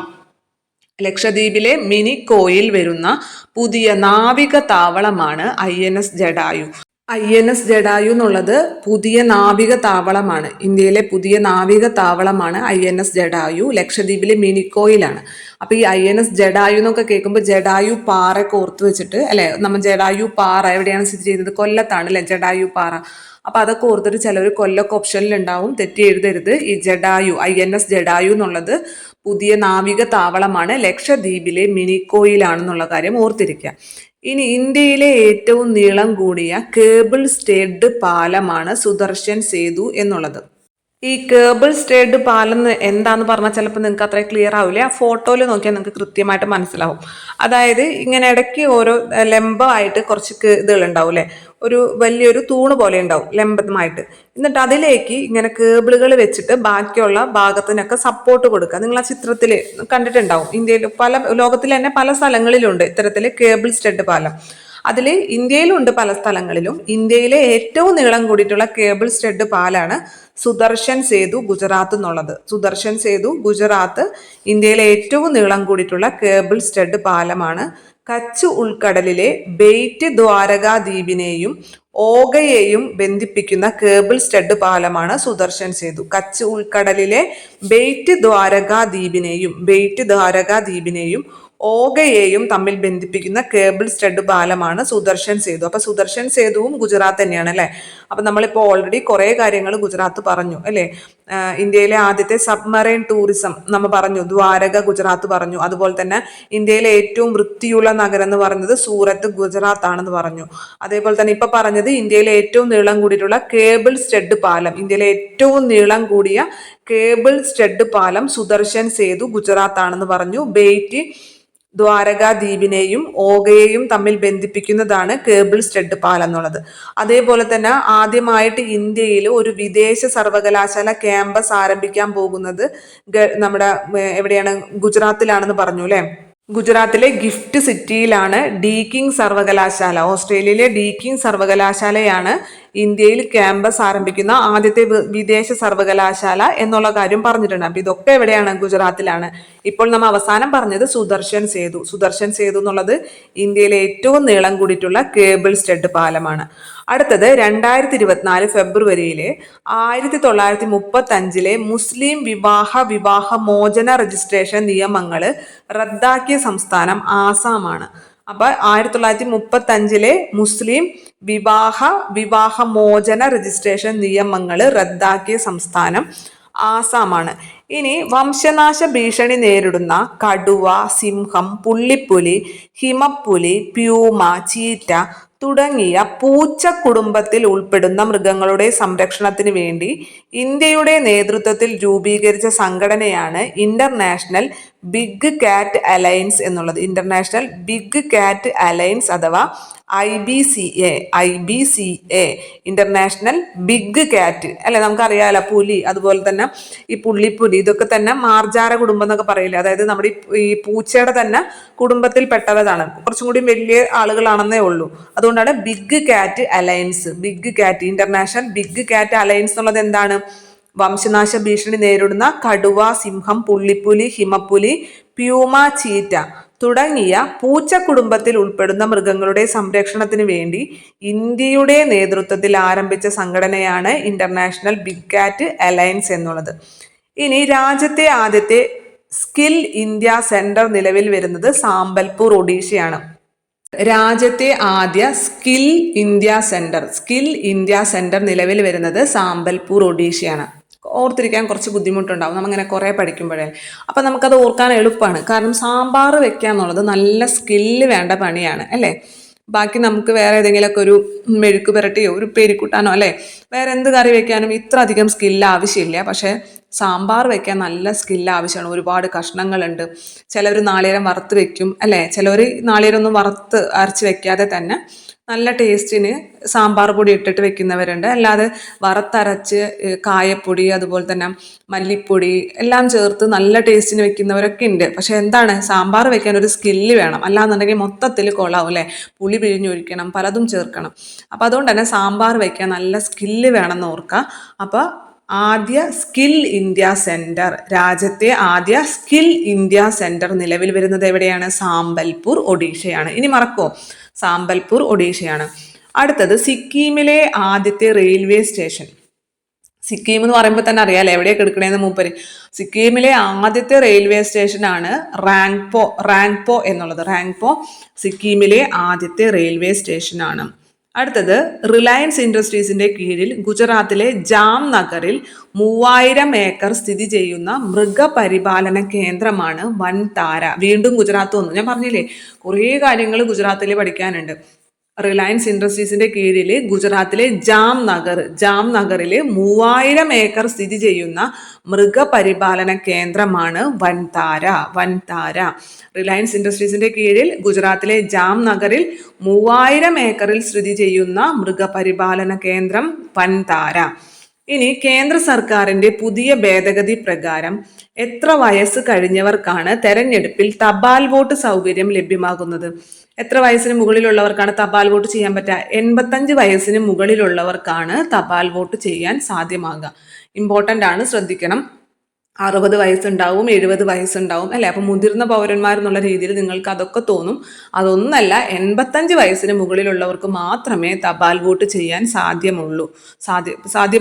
85 വയസ്സിന് മുകളിലുള്ള മുതിർന്ന പൗരന്മാർക്കാണ് എന്ത് ചെയ്യാൻ പറ്റുക? തപാൽ വോട്ട് ചെയ്യാൻ പറ്റുക. പിന്നെ അതേപോലെ തന്നെ 40% കൂടുതൽ ഭിന്നശേഷിക്കാരായിട്ടുള്ള വ്യക്തികൾക്കും തപാൽ വോട്ട് ചെയ്യാൻ സാധിക്കും. ഇനി ഇന്ത്യൻ പരമ്പരാഗത പഞ്ചാംഗമനുസരിച്ച് സമയം പ്രദർശിപ്പിക്കാൻ രൂപകൽപ്പന ചെയ്ത ലോകത്തിലെ ആദ്യ വേദഘടികാരം എവിടെയാണ്? ഉജ്ജയിൻ, മധ്യപ്രദേശിലെ ഉജ്ജയിനിലാണ് വേദഘടികാരം ഉജ്ജയിൻ, മധ്യപ്രദേശാണ്. നഗരത്തിലെ ജന്തർ മന്ദറിനുള്ളിൽ 85 അടി ഗോപുരത്തിലാണ് വേദഘടികാരം സ്ഥാപിച്ചിരിക്കുന്നത്. വേദഘടികാരം എന്താണ്? ഇന്ത്യയിലെ പരമ്പരാഗതമായിട്ടുള്ള പഞ്ചാംഗം എന്നൊക്കെ നിങ്ങൾക്ക് കേട്ടിട്ടുണ്ടാവില്ലേ? ഈ പഞ്ചാംഗം അനുസരിച്ചുള്ള സമയം, നമ്മൾ രാഹുകാലം അല്ലെ, ഗുളികം കഴിഞ്ഞോ എന്നൊക്കെ ചോദിച്ച് കേൾക്കാറുണ്ട് അല്ലെ. രാഹുകാലം കഴിഞ്ഞിട്ട് ഇറങ്ങാം, എന്തെങ്കിലും നല്ല കാര്യത്തിനൊക്കെ ഇറങ്ങുമ്പോൾ രാഹുകാലം കഴിഞ്ഞിറങ്ങാം എന്നൊക്കെ പറയാറുണ്ട്. ഈ രാഹുകാലൊക്കെ നമ്മുടെ പഞ്ചാംഗം നോക്കിയിട്ടാണ് സമയം പറയാം. അപ്പോൾ ഇന്ത്യൻ പരമ്പരാഗത പഞ്ചാംഗം അനുസരിച്ച് സമയം പ്രദർശിപ്പിക്കാൻ വേണ്ടി രൂപകൽപ്പന ചെയ്ത ലോകത്തിലെ ആദ്യത്തെ വേദഘടികാരം, മറ്റൊരു സ്ഥലത്തും ഇങ്ങനെ ഒരു വേദഘടികാരമില്ല. പഞ്ചാംഗം അനുസരിച്ച് സമയം പ്രദർശിപ്പിക്കുന്ന ഒരു വേദഘടികാരമില്ല. ലോകത്തിലെ തന്നെ ആദ്യത്തെ വേദഘടികാരമാണ് മധ്യപ്രദേശിലെ ഉജ്ജയിൻ എന്നുള്ള സ്ഥലത്ത് ആര് ഉദ്ഘാടനം ചെയ്തത്? നരേന്ദ്രമോദി ഉദ്ഘാടനം ചെയ്തത്. അടുത്തത് 2024 മാർച്ചിൽ രാജിവെച്ച കേന്ദ്ര തെരഞ്ഞെടുപ്പ് കമ്മീഷണറാണ് അരുൺ ഗോയൽ. നിങ്ങളൊക്കെ അറിയാം, ഏപ്രിലിൽ നമ്മുടെ ഇലക്ഷനൊക്കെ വന്ന് നിൽക്കുന്ന സമയത്ത്, മാർച്ച് സമയത്ത് അരുൺ ഗോയൽ എന്ന് പറഞ്ഞ തെരഞ്ഞെടുപ്പ് കമ്മീഷണറും രാജിവെച്ചതും അതുമായി ബന്ധപ്പെട്ട് ഒരുപാട് പ്രശ്നങ്ങളും വിവാദങ്ങളൊക്കെ ഉണ്ടായതാണ് അല്ലെ. അരുൺ ഗോയലാണ് 2024 മാർച്ചിൽ രാജിവെച്ച തെരഞ്ഞെടുപ്പ് കമ്മീഷണർ എന്ന് പറയുന്നത്. ഇനി അരുണാചൽ പ്രദേശിലെ 26ാമത്തെ ജില്ല കെയി പനയോർ ആണ്. ജസ്റ്റ് കേട്ടാൽ മതി, അത്ര ഇമ്പോർട്ടൻ്റ് അല്ല. അരുണാചൽ പ്രദേശിലെ 26ാമത്തെ ജില്ല കെയി പനയോർ ആണ്. രാജ്യത്തെ ആദ്യ ദേശീയ ഡോൾഫിൻ ഗവേഷണ കേന്ദ്രം നിലവിൽ വരുന്നത് പട്ന ബീഹാർ ആണ്. രാജ്യത്തെ ആദ്യത്തെ ഡോൾഫിൻ ഗവേഷണ കേന്ദ്രം നിലവിൽ വരുന്നത് പട്ന ബീഹാർ. അപ്പം അത് ഓർക്കാൻ വേണ്ടി പറയാണ്. ഈ ഡോൾഫിൻ എന്ന് പറഞ്ഞ ഒരു മീനാണല്ലേ. സാധാരണ ഈ മീനുകൾക്കൊക്കെ പാറ്റേനൊക്കെ പിടിച്ചിട്ട് കൊടുക്കാറുണ്ട്. നിങ്ങൾ കണ്ടിട്ടുണ്ടാവില്ലേ, ഈ ഓസ്കർ, അതുപോലെ തന്നെ നമ്മുടെ അലിഗേറ്റർ ഗട്ട്, അങ്ങനത്തെ കുറച്ചും കൂടിയും ഇതായിട്ടുള്ള ഈ എന്താണ് അങ്ങനത്തെ ഫിഷുകൾക്കൊക്കെ ഈ പാറ്റ, പല്ലി അങ്ങനത്തെ സാധനങ്ങളെയൊക്കെ പിടിച്ചിട്ട് കൊടുത്താൽ അപ്പമായിട്ടങ്ങ് തിന്നും. തവള, ചെറിയ കുഞ്ഞി തവളനെയൊക്കെ പിടിച്ചിട്ട് കൊടുത്താൽ ഞാൻ അപ്പമായിട്ടങ്ങ് തിന്നും. അപ്പം അങ്ങനെ ഓർത്താൽ മതി, ഓർക്കാൻ വേണ്ടി പറയുന്നതാണ്. നിങ്ങൾ ആരും പിടിച്ചിട്ട് കൊടുക്കൊന്നും വേണ്ട. അപ്പം ഡോൾഫിൻ ഗവേഷണ കേന്ദ്രം അല്ലെ, ഡോൾഫിൻ. അപ്പം ഡോൾഫിന് നമ്മളൊരു പാറ്റനെ പിടിച്ചിട്ട് കൊടുക്കുന്നതായിട്ട് നിങ്ങൾ മനസ്സിലൊന്ന് കാണാം. അപ്പം ഒരിക്കലും മറന്നു പോകില്ല. അപ്പം രാജ്യത്തെ ആദ്യത്തെ ദേശീയ ഡോൾഫിൻ ഗവേഷണ കേന്ദ്രം എവിടെയാണ് വരുന്നത്? പാട്ന ബീഹാർ ആണ്. അടുത്തത് 2024 മാർച്ചിൽ രാഷ്ട്രപതി ദ്രൗപദി മുർമു രാജ്യസഭയിലേക്ക് നാമനിർദ്ദേശം ചെയ്ത ഇൻഫോസിസ് ഫൗണ്ടേഷൻ മുൻ അധ്യക്ഷയും സാമൂഹിക പ്രവർത്തകയും എഴുത്തുകാരിയുമായിട്ടുള്ള വ്യക്തി സുധാ മൂർത്തി. ഇത്ര അധികം കീവേഡൊന്നും നമുക്ക് ആര് തരില്ല, ഓപ്ഷൻ അല്ലെ, കുറേ ക്ലൂകളൊന്നും നമ്മുടെ PSC തരില്ല. ഇൻഫോസിസിന്റെ ഫൗണ്ടേഷൻ മുൻ അധ്യക്ഷ എന്നൊക്കെ പറയുമ്പോൾ തന്നെ നമുക്കറിയാം ആരാണ്, സുധാമൂർത്തിയാണെന്നുള്ളത്. 2024 മാർച്ചിൽ ദ്രൗപദി മുർമു രാജ്യസഭയിലേക്ക് നാമനിർദ്ദേശം ചെയ്ത എഴുത്തുകാരി ആരെന്ന് ചോദിച്ചു കഴിഞ്ഞാലും സുധാമൂർത്തി എഴുതണം. സുധാമൂർത്തിയാണ്. ഇനി ലോകത്തിലെ ഏറ്റവും നീളം കൂടിയ ഇരട്ടപ്പാത തുരങ്കം സെല തുരങ്കം അരുണാചൽ പ്രദേശാണ്. നമ്മൾ നേരത്തെ T50 കുറിച്ച് പറഞ്ഞിട്ടുണ്ടായിരുന്നു. അത് രാജ്യത്തെ ഏറ്റവും നീളം കൂടിയ റെയിൽവേ തുരങ്കപാതയാണ്. രാജ്യത്തെ ഏറ്റവും നീളം കൂടിയ റെയിൽവേ തുരങ്കപാതയാണ് T50 എന്ന് പറഞ്ഞത്. ഇതെന്ന് പറയുന്നത് ലോകത്തിലെ തന്നെ ഏറ്റവും നീളം കൂടിയ ഇരട്ടപ്പാത തുരങ്കം. റെയിൽവേ എന്നൊന്നുമില്ല, ഇരട്ടപ്പാത തുരങ്കം അത്രയേ ഉള്ളൂ. മറ്റേത് റെയിൽവേ തുരങ്കമാണ് T50. ഇത് ലോകത്തിലെ തന്നെ ഏറ്റവും നീളം കൂടിയ ഇരട്ടപ്പാത തുരങ്കമാണ് സെല തുരങ്കം, അരുണാചൽ പ്രദേശ്. ഇമ്പോർട്ടൻ്റ് ആണ്. ഇരട്ടപ്പാത തുരങ്കം, സെല തുരങ്കം അരുണാചൽ പ്രദേശ് ആണ്. രാജ്യത്തെ ആദ്യ 8 വരി എലവേറ്റഡ് പാത ദ്വാരക എക്സ്പ്രസ് വേ ആണ്. രാജ്യത്തെ ആദ്യത്തെ 8 വരി എക്സ്പ്രസ് എലിവേറ്റഡ് പാതയാണ് ദ്വാരക എക്സ്പ്രസ് വേ എന്നുള്ളത്. അതും ഇമ്പോർട്ടൻ്റ് ആണ്. രാജ്യത്ത് ആദ്യമായിട്ട് സമുദ്ര വിഭവങ്ങൾ സംരക്ഷിക്കാൻ വേണ്ടി പ്രത്യേക സേനയ്ക്ക് രൂപം നൽകിയ സംസ്ഥാനം തമിഴ്നാടാണ്. രാജ്യത്ത് തന്നെ ആദ്യമായിട്ട് സമുദ്ര വിഭവങ്ങളെ സംരക്ഷിക്കാൻ വേണ്ടി പ്രത്യേക സേന തന്നെ രൂപീകരിച്ച സംസ്ഥാനമാണ് തമിഴ്നാട്. ചോദിക്കാൻ ചാൻസ് ഉള്ള ചോദ്യമൊക്കെയാണ് അതൊക്കെ. രാജ്യത്ത് ആദ്യമായി സമുദ്ര വിഭവങ്ങൾ സംരക്ഷിക്കാൻ പ്രത്യേക സേനയ്ക്ക് രൂപം നൽകിയ സംസ്ഥാനം തമിഴ്നാടാണ്. മാന്നാറ്, പാക് ഉൾക്കടലിലെ സമുദ്ര സമ്പത്തും ജൈവ വൈവിധ്യങ്ങളും സംരക്ഷിക്കാനാണ് തമിഴ്നാട് വനം വകുപ്പ് മറൈൻ എലൈറ്റ് ഫോഴ്സ് എന്ന പേരിൽ സേന രൂപീകരിച്ചത്. മാന്നാറ്, പാക് ഉൾക്കടലുകളിലെ സമുദ്ര സമ്പത്തും ജൈവ വൈവിധ്യവും സംരക്ഷിക്കാൻ വേണ്ടി തമിഴ്നാട് വനം വകുപ്പാണ് മറൈൻ എലൈറ്റ് ഫോഴ്സ് എന്ന പേരിൽ സേന രൂപീകരിച്ചത്. അടുത്തത് ഏക സിവിൽ കോഡ് നിലവിൽ വരുന്ന രാജ്യത്തെ ആദ്യ സംസ്ഥാനം ഉത്തരാഖണ്ഡ്. നമ്മൾ ഓൾറെഡി പറഞ്ഞു, ഏക സിവിൽ കോഡ് നിയമം പാസ്സാക്കിയത് ഉത്തരാഖണ്ഡാണ്. അതുകൊണ്ട് തന്നെ ഏക സിവിൽ കോഡ് നിയമം നിലവിൽ വന്ന രാജ്യത്തെ ആദ്യത്തെ സംസ്ഥാനം ഉത്തരാഖണ്ഡാണ്. അടുത്തത് പാമ്പുകടിയേറ്റ വ്യക്തികൾക്കും സമൂഹങ്ങൾക്കും ഉടനടി സഹായവും മാർഗനിർദ്ദേശവും പിന്തുണയും ലഭ്യമാക്കുന്നതിന് കേന്ദ്ര സർക്കാർ ആരംഭിച്ചിട്ടുള്ള സ്നേക്ക് ബൈറ്റ് ഹെൽപ്പ് ലൈൻ നമ്പറാണ് 15400. പാമ്പ് കടിയേറ്റാൽ ഉടൻ തന്നെ എന്തെങ്കിലും സഹായം വേണമെങ്കിൽ സഹായം, മാർഗനിർദ്ദേശം വേണമെങ്കിൽ മാർഗനിർദ്ദേശം, പിന്തുണ വേണമെങ്കിൽ പിന്തുണ, ഇത് ലഭിക്കുന്നതിന് വേണ്ടിയിട്ട് കേന്ദ്ര സർക്കാർ ആരംഭിച്ച സ്നേക്ക് ബൈറ്റ് എന്നുള്ള ഹെൽപ്പ് ലൈൻ നമ്പർ 15400 154 154 ആണ് snake bite help line number എന്നുള്ളത്. എല്ലാ സർക്കാർ രേഖകളിലും അമ്മയുടെ പേര് നിർബന്ധമാക്കാൻ തീരുമാനിച്ച സംസ്ഥാനം ഏതാണ്? മഹാരാഷ്ട്രയാണ്. എല്ലാ സർക്കാർ രേഖകളിലും അല്ലെ, നമ്മുടെ ചിലതിലൊക്കെ അച്ഛന്റെ പേര് മാത്രമേ വെക്കുള്ളൂ അല്ലെ പക്ഷെ അതിന് പകരം എല്ലാ സർക്കാർ രേഖകളിലും അമ്മയുടെ പേര് നിർബന്ധമാക്കാൻ തീരുമാനിച്ച സംസ്ഥാനം മഹാരാഷ്ട്രയാണ്. ഏഷ്യയിലെ ഏറ്റവും വലിയ tulip garden Indira Gandhi memorial tulip garden Srinagar ആണ്. ഏഷ്യയിലെ തന്നെ ഏറ്റവും വലിയ തുലിപ് ഗാർഡൻ ആണ് Indira Gandhi memorial tulip garden Srinagar. പൗരത്വ നിയമ ഭേദഗതി പ്രകാരം ഇന്ത്യൻ പൗരത്വത്തിന് അപേക്ഷിക്കുന്നവർക്കായി ആഭ്യന്തര മന്ത്രാലയത്തിന്റെ ഹെൽപ്പ് ലൈൻ നമ്പറാണ് 1032.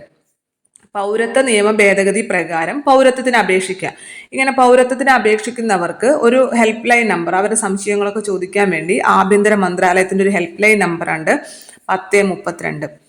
ഇനി ഡൽഹി മദ്യനയ കേസിൽ എൻഫോഴ്സ്മെന്റ് ഡയറക്ടേഴ്സ് 2024 മാർച്ചിൽ അറസ്റ്റ് ചെയ്ത ഡൽഹി മുഖ്യമന്ത്രി ആരാന്ന് എല്ലാവർക്കും അറിയാലോ, അരവിന്ദ് കെജ്രിവാൾ ആണ് അല്ലെ. ഭരണത്തിലിരിക്കെ അറസ്റ്റിലാകുന്ന ഇന്ത്യയിലെ തന്നെ ആദ്യത്തെ മുഖ്യമന്ത്രിയാണ്. ഭരണം ഇപ്പം ഭരിച്ചതിന് ശേഷമൊക്കെ അറസ്റ്റിലായവർ മുമ്പ് ഉണ്ടായിട്ടുണ്ട്. എന്നാൽ ഭരണത്തിലിരിക്കെ അറസ്റ്റിലാകുന്ന ഇന്ത്യയിലെ ആദ്യത്തെ മുഖ്യമന്ത്രിയാണ് അരവിന്ദ് കെജ്രിവാൾ എന്നുള്ളത്. ഡൽഹി മദ്യനയ കേസിലാണ് എൻഫോഴ്സ്മെന്റ് ഡയറക്ടേഴ്സ് ഡൽഹി മുഖ്യമന്ത്രിയായിട്ടുള്ള അരവിന്ദ് കെജ്രിവാളിനെ അറസ്റ്റ് ചെയ്തത്. ഇനി കലാപം രൂക്ഷമായ ഹെയ്തിയിൽ നിന്നും അയൽരാജ്യമായ ഡൊമിനിക്കൻ റിപ്പബ്ലിക്കിലേക്ക് ഇന്ത്യൻ പൗരന്മാരെ ഒഴിപ്പിക്കാനുള്ള ഇന്ത്യയുടെ രക്ഷാദൗത്യം ഓപ്പറേഷൻ ഇന്ദ്രാവതിയാണ്. കലാപം രൂക്ഷമായ ഹെയ്തിയിൽ നിന്നും അയൽരാജ്യമായിട്ടുള്ള ഡൊമിനിക്കൻ റിപ്പബ്ലിക്കിലേക്ക് ഇന്ത്യൻ പൗരന്മാരെ ഒഴിപ്പിക്കുന്നതിന് വേണ്ടിയിട്ടുള്ള ഇന്ത്യയുടെ രക്ഷാദൗത്യം ഓപ്പറേഷൻ ഇന്ദ്രാവതി എന്നുള്ളതാണ്. ഇന്ത്യയിൽ ഇലക്ട്രൽ ബോണ്ടുകൾ ഇഷ്യൂ ചെയ്യാൻ അധികാരമുള്ള ബാങ്ക് നമ്മൾ ഓൾറെഡി പറഞ്ഞു, സ്റ്റേറ്റ് ബാങ്ക് ഓഫ് ഇന്ത്യയാണ്. റിസർവ് ബാങ്കിന്റെ 90ാം വാർഷികത്തോടനുബന്ധിച്ച് എത്ര രൂപയുടെ നാണയമാണ് പുറത്തിറക്കിയത്? 90ാം വാർഷികമല്ല, അപ്പൊ അതുകൊണ്ട് തന്നെ 90 രൂപ നാണയമാണ് റിസർവ് ബാങ്ക് ഓഫ് ഇന്ത്യ പുറത്തിറക്കിയത്. 1935 അല്ലെ റിസർവ് ബാങ്ക് ഓഫ് ഇന്ത്യ എന്ന RBI പ്രവർത്തനം ആരംഭിച്ചത് 1935 ഏപ്രിൽ 1 അപ്പൊ 90 വർഷം പൂർത്തിയാകുന്നതുമായി ബന്ധപ്പെട്ട് 90 രൂപ നാണയമാണ് പുറത്തിറക്കിയത്. ഇനി 2024 ബ്രാൻഡ് ഫിനാൻസ് ഇൻഷുറൻസ് 100 റിപ്പോർട്ട് പ്രകാരം ലോകത്തിലെ തന്നെ ഏറ്റവും ശക്തമായിട്ടുള്ള ഇൻഷുറൻസ് ബ്രാൻഡാണ് LIC എന്നുള്ളത്.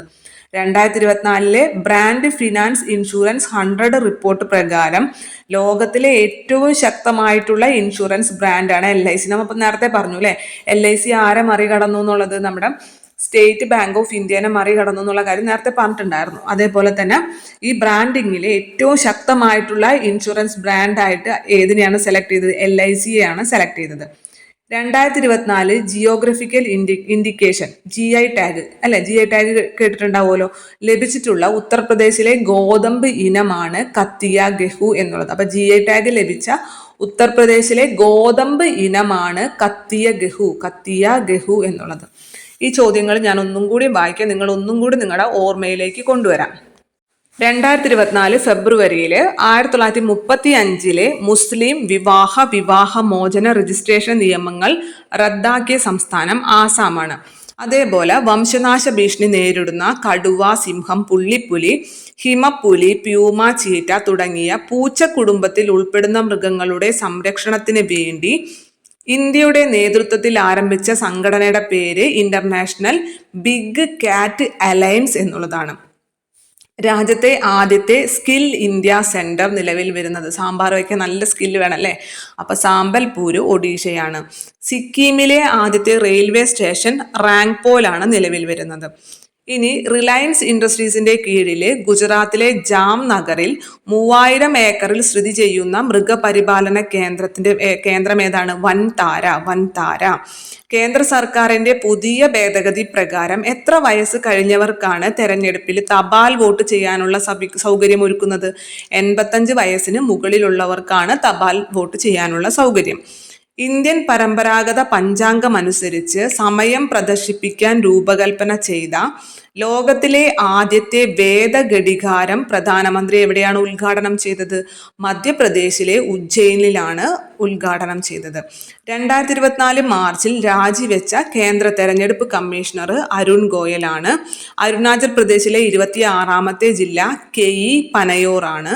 രാജ്യത്തെ ആദ്യത്തെ ഡോൾഫിൻ ഗവേഷണ കേന്ദ്രം, ഡോൾഫിന് നമ്മൾ എന്താണ് ഇട്ട് കൊടുക്കുക? പാറ്റയാണ് അല്ലേ. അപ്പൊ രാജ്യത്തെ ആദ്യ ദേശീയ ഡോൾഫിൻ ഗവേഷണ കേന്ദ്രം പാട്ന, ബീഹാർ ആണ്.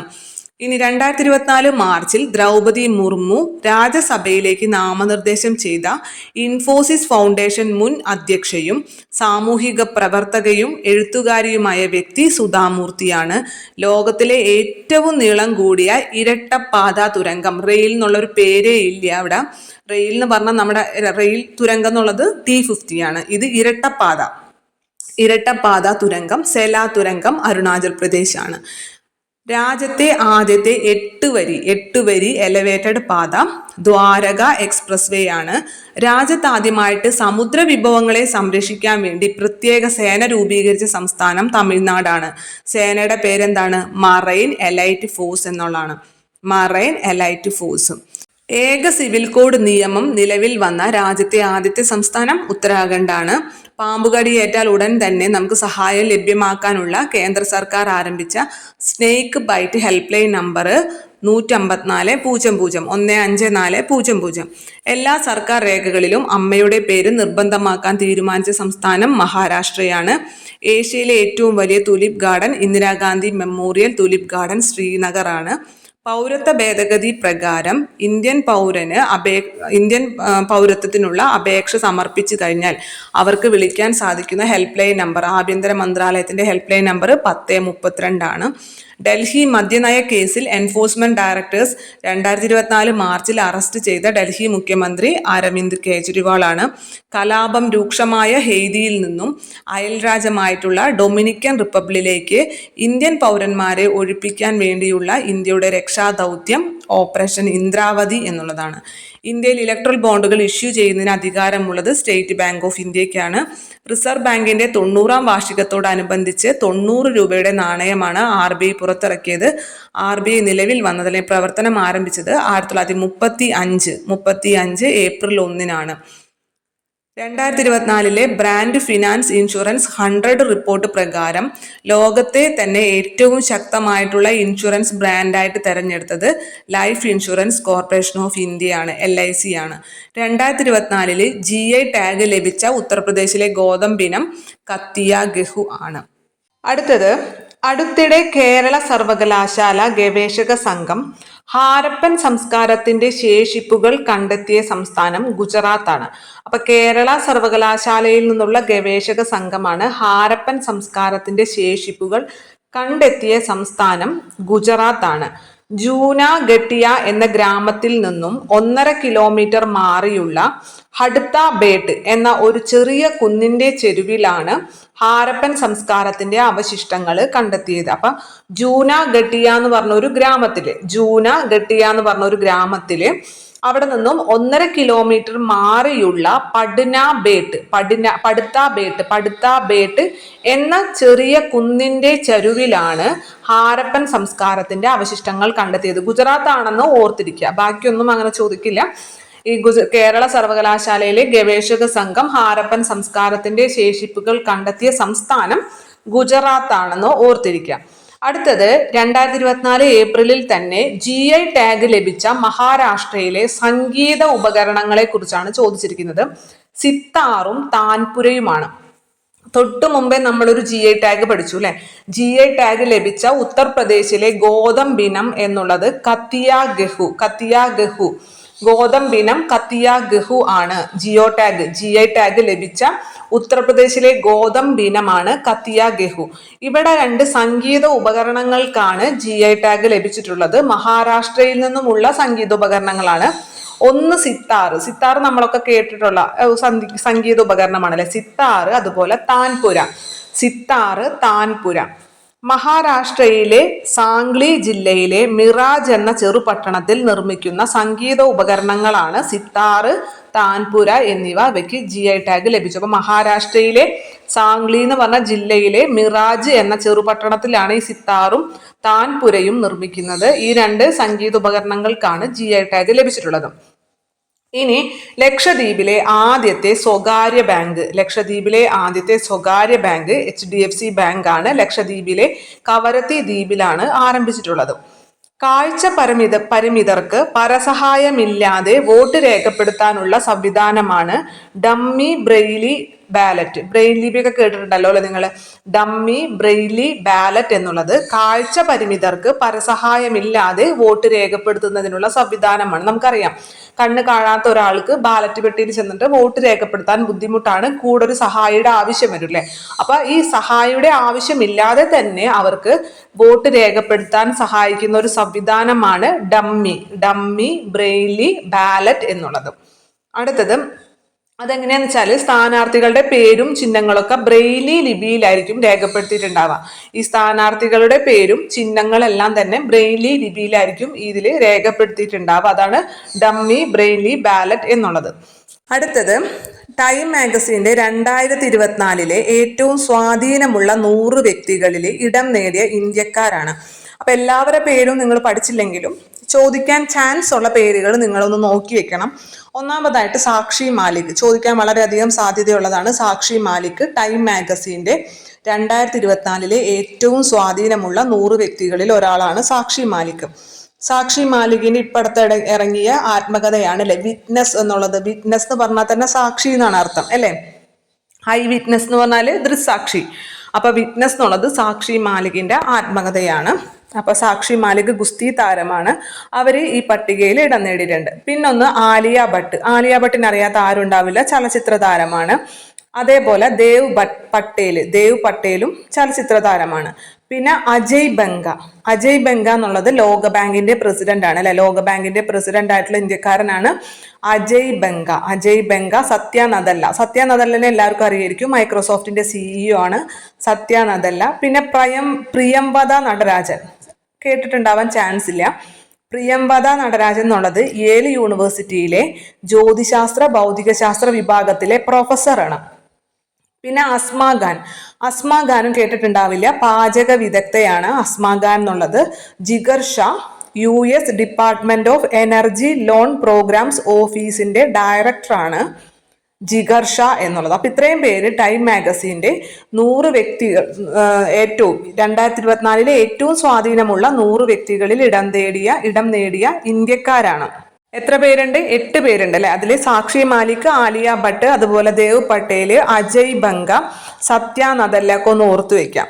ഇനി ഉറങ്ങാനുള്ള അവകാശം മനുഷ്യന്റെ അടിസ്ഥാന ആവശ്യമാണെന്നും അത് ലംഘിക്കാനാവില്ലെന്നും പരാമർശിച്ച ഹൈക്കോടതി ബോംബെ ഹൈക്കോടതിയാണ്. അപ്പൊ നിങ്ങൾ ആലോചിക്കുക, നിങ്ങൾ കിടന്നുറങ്ങുന്ന സമയത്ത് ഒരാൾ അപ്പുറത്ത് നിന്ന് ഗുണ്ട് പൊട്ടിക്കുകയാണെങ്കിൽ, ഈ വിഷുവിനെ കണ്ടില്ലേ, നമ്മൾ ഉറങ്ങുന്ന സമയത്ത് മറ്റുള്ളവർ ഗുണ്ട് പൊട്ടിക്കുമ്പോൾ നമുക്ക് ഭയങ്കര ദേഷ്യം വരില്ലേ, ഉറങ്ങാൻ സമ്മതിക്കാതിരിക്കുമ്പോൾ. അപ്പൊ അങ്ങനെ ഓർത്താൽ മതി, ഗുണ്ട് പൊട്ടിക്കുന്നതിന് പകരം ബോംബ് പൊട്ടിക്കാന്ന് ഓർത്താൽ മതി. നിങ്ങൾ ഉറങ്ങുന്ന സമയത്ത് ആരെങ്കിലും അപ്പുറത്ത് ബോംബ് പൊട്ടിക്കുകയാണെങ്കിൽ നിങ്ങൾക്ക് ഉറങ്ങാൻ പറ്റില്ല അല്ലെ. അപ്പൊ ഉറങ്ങാനുള്ള അവകാശം എന്ന് പറയുന്നത് ഒരു മനുഷ്യന്റെ അടിസ്ഥാന അവകാശമാണെന്നും അത് ലംഘിക്കാനാവില്ലെന്നും പരാമർശിച്ച ഹൈക്കോടതി ബോംബെ ഹൈക്കോടതിയാണ്. മറന്നു പോകാതിരിക്കാനാണ് ഇങ്ങനെ നമ്മൾ എന്തെങ്കിലുമൊക്കെ കണക്ട് ചെയ്ത് പഠിച്ചാൽ നമുക്ക് അവസാനം എന്നും ഓർമ്മയുണ്ടാവും അത്. അടുത്തതും ഒരു കോടതി തന്നെയാണ്, മദ്രാസ് ഹൈക്കോടതി. നേരത്തെ പറഞ്ഞത് ബോംബെ ഹൈക്കോടതി, ഇത് മദ്രാസ് ഹൈക്കോടതി. മദ്രാസ് ഹൈക്കോടതി എന്ന് വെച്ചാൽ മദ്യപാനവുമായി ബന്ധപ്പെട്ട കാര്യമാണ്. നമ്മൾ ബോംബെ ഹൈക്കോടതി ബോംബിട്ടിട്ട് ഉറങ്ങാൻ സമ്മതിക്കാത്ത കാര്യമാണല്ലേ പറഞ്ഞത്. മദ്രാസ് ഹൈക്കോടതി മദ്യപാനവുമായി ബന്ധപ്പെട്ട ഒരു കാര്യമാണ് പറഞ്ഞിരിക്കുന്നത്. നമുക്ക് നോക്കാം എന്താണ്. വാഹന അപകടങ്ങളിൽ പരിക്കേൽക്കുന്നവർക്ക് മദ്യത്തിന്റെ ഗന്ധമുണ്ടായിരുന്നു എന്ന കാരണത്താൽ നഷ്ടപരിഹാരം നിഷേധിക്കാനാവില്ല. മദ്യത്തിന്റെ ഗന്ധമുണ്ടായിരുന്നു, ഇപ്പൊ നമ്മൾ പോകുന്നതിന് മുമ്പ് നമ്മുടെ മേത്ത് എങ്ങനെയെങ്കിലും ഒരല്പം മദ്യത്തിന്റെ ഗന്ധമുണ്ടായിരുന്നു എന്ന് പറഞ്ഞിട്ട് ഒരിക്കലും നഷ്ടപരിഹാരം നിഷേധിക്കാനാവില്ല. രക്തത്തിലുള്ള മദ്യത്തിന്റെ അളവായിരിക്കണം നഷ്ടപരിഹാരം നിഷേധിക്കാൻ കാരണമാകേണ്ടത്. അതുകൊണ്ടാണ് അല്ലെ അവര് നമ്മുടെ ഇതിൽ ഊതി നോക്കിയിട്ട് മദ്യപിച്ചിട്ടുണ്ടെന്ന് തോന്നിക്കഴിഞ്ഞാൽ അപ്പൊ അവർ എവിടേക്ക് കൊണ്ടുപോകും, ഹോസ്പിറ്റലിൽ കൊണ്ടുപോയി ടെസ്റ്റ് ചെയ്യും, രക്തത്തിൽ മദ്യത്തിന്റെ അളവുണ്ടോ എന്ന് അറിയണം. അപ്പൊ ഈ മണം ഉണ്ടായിട്ട് കാര്യമില്ല, രക്തത്തിലെ മദ്യത്തിന്റെ അളവുണ്ടെങ്കിൽ മാത്രമേ നഷ്ടപരിഹാരം നിഷേധിക്കാൻ പാടുള്ളൂ എന്ന് പറഞ്ഞത് മദ്രാസ് ഹൈക്കോടതി. അപ്പൊ മദ്യത്തെ കുറിച്ച് പറഞ്ഞത് മദ്രാസ് കണക്ട് ചെയ്യാൻ സുഖല്ലേ. അതേപോലെ തന്നെ UNFPA എന്ന് വെച്ച് കഴിഞ്ഞാൽ united nation fund for population activities എന്നാണ്. United nation fund for population activities UNFPA. അതിന്റെ 2024 റിപ്പോർട്ട് എന്താണെന്ന് വെച്ചാൽ ലോക ജനസംഖ്യാ സ്ഥിതി റിപ്പോർട്ടാണ്. ലോക ജനസംഖ്യയുടെ സ്ഥിതി 2024 റിപ്പോർട്ട് പ്രകാരം ഇന്ത്യയിലെ പുരുഷന്മാരുടെ ആയുർദൈർഘ്യം 71 വയസ്സും സ്ത്രീകളുടെ ആയുർദൈർഘ്യം 74 വയസ്സുമാണ്. അപ്പൊ സ്ത്രീകൾക്കാണ് കൂടുതൽ ആയുർദൈർഘ്യം ഉള്ളത്. ചോദിക്കാൻ ചാൻസ് ഉണ്ട്. പുരുഷന്മാരുടെ ആയുർദൈർഘ്യം 71 വയസ്സും സ്ത്രീകളുടെ ആയുർദൈർഘ്യം 74 വയസ്സാണ്. UNFPAയുടെ റിപ്പോർട്ട് പ്രകാരമാണ് സ്ത്രീകളുടെ ആയുർദൈർഘ്യം 74 വയസ്സുണ്ട്, പുരുഷന്മാർക്ക് 71 വയസ്സേ ഉള്ളൂ. അടുത്ത ക്വസ്റ്റ്യനിലേക്ക് നമ്മൾ പോകുന്നില്ല. ഒരു ക്ലാസ്സും കൂടി എടുക്കാനുള്ള ക്വസ്റ്റ്യൻസുകൾ ഇനിയും ബാക്കിയുണ്ട്. അപ്പം ഞാൻ ഇതൊരൊറ്റ ക്ലാസ്സിൽ എടുക്കണം എന്നാണ് വിചാരിച്ചത്. പക്ഷേ വീണ്ടും എക്സ്പ്ലെയിൻ ചെയ്യുന്നത് കൊണ്ടായിരിക്കാം ഒരുപാട് സമയം ഇപ്പോൾ തന്നെ ആയില്ലേ. ഇനി ഒരു ക്ലാസ്സും കൂടി വേണ്ടി വരുള്ളൂ. ഇന്ത്യ 2024 ഫുള്ളായി തീർക്കാൻ വേണ്ടി നമുക്ക് ഒരു ക്ലാസ്സും കൂടി വേണ്ടി വരുള്ളൂ. അതോടുകൂടി നമുക്ക് ഫുള്ളായിട്ട് തീർക്കാൻ പറ്റും. നന്നായി പഠിച്ച് തന്നെ പോകുക. ഇപ്പോൾ പറഞ്ഞ ഈ പോയിന്റുകളൊക്കെ ഇമ്പോർട്ടൻ്റ് ആണ്. വളരെ ഇമ്പോർട്ടൻ്റ് ആയിട്ടുള്ള പോയിന്റുകളാണ് എടുത്ത് പറയുന്നത്. നിങ്ങൾക്ക് എന്നോട് ദേഷ്യം തോന്നരുത്. കാരണം ഒരു ക്ലാസ് കൊണ്ട് അവസാനിപ്പിക്കാമെന്ന് പറഞ്ഞിട്ട് നമ്മൾക്ക് അവസാനമാകുമ്പോൾ തീരാതെ വരുമ്പോൾ നമുക്കൊരു നിരാശ വരും. സ്വാഭാവികം, എനിക്കും ഒരു നിരാശയുണ്ട്, എടുത്ത് തീർക്കാൻ പറ്റിയില്ലല്ലോ എന്നുള്ളത്. പക്ഷേ കണ്ടിന്യൂസ് റെക്കോർഡ് ചെയ്യുക എന്നുള്ളത് എനിക്കും ഭയങ്കര ബുദ്ധിമുട്ടാണ്. തൊണ്ടയ്ക്ക് ഭയങ്കര ബുദ്ധിമുട്ടുള്ള ഒരു പ്രശ്നമാണ്. എന്തുതന്നെയായാലും നിങ്ങൾക്ക് ഇന്നത്തെ ക്ലാസ് ഉപകാരപ്പെട്ടു എന്ന് വിശ്വസിക്കുകയാണ്. നാളെ വിട്ടു പോകില്ല. നാളെ തന്നെ ബാക്കിയുള്ള ക്വസ്റ്റ്യൻസും കൂടി നമ്മൾ തീർച്ചയായിട്ടും അപ്ലോഡ് ചെയ്യുന്നതായിരിക്കും. ഇന്നത്തെ ക്ലാസ് നിങ്ങൾക്ക് ഉപകാരപ്പെട്ടു എന്നുള്ള വിശ്വാസത്തോടു കൂടി തന്നെ നിർത്തുന്നു. നന്ദി.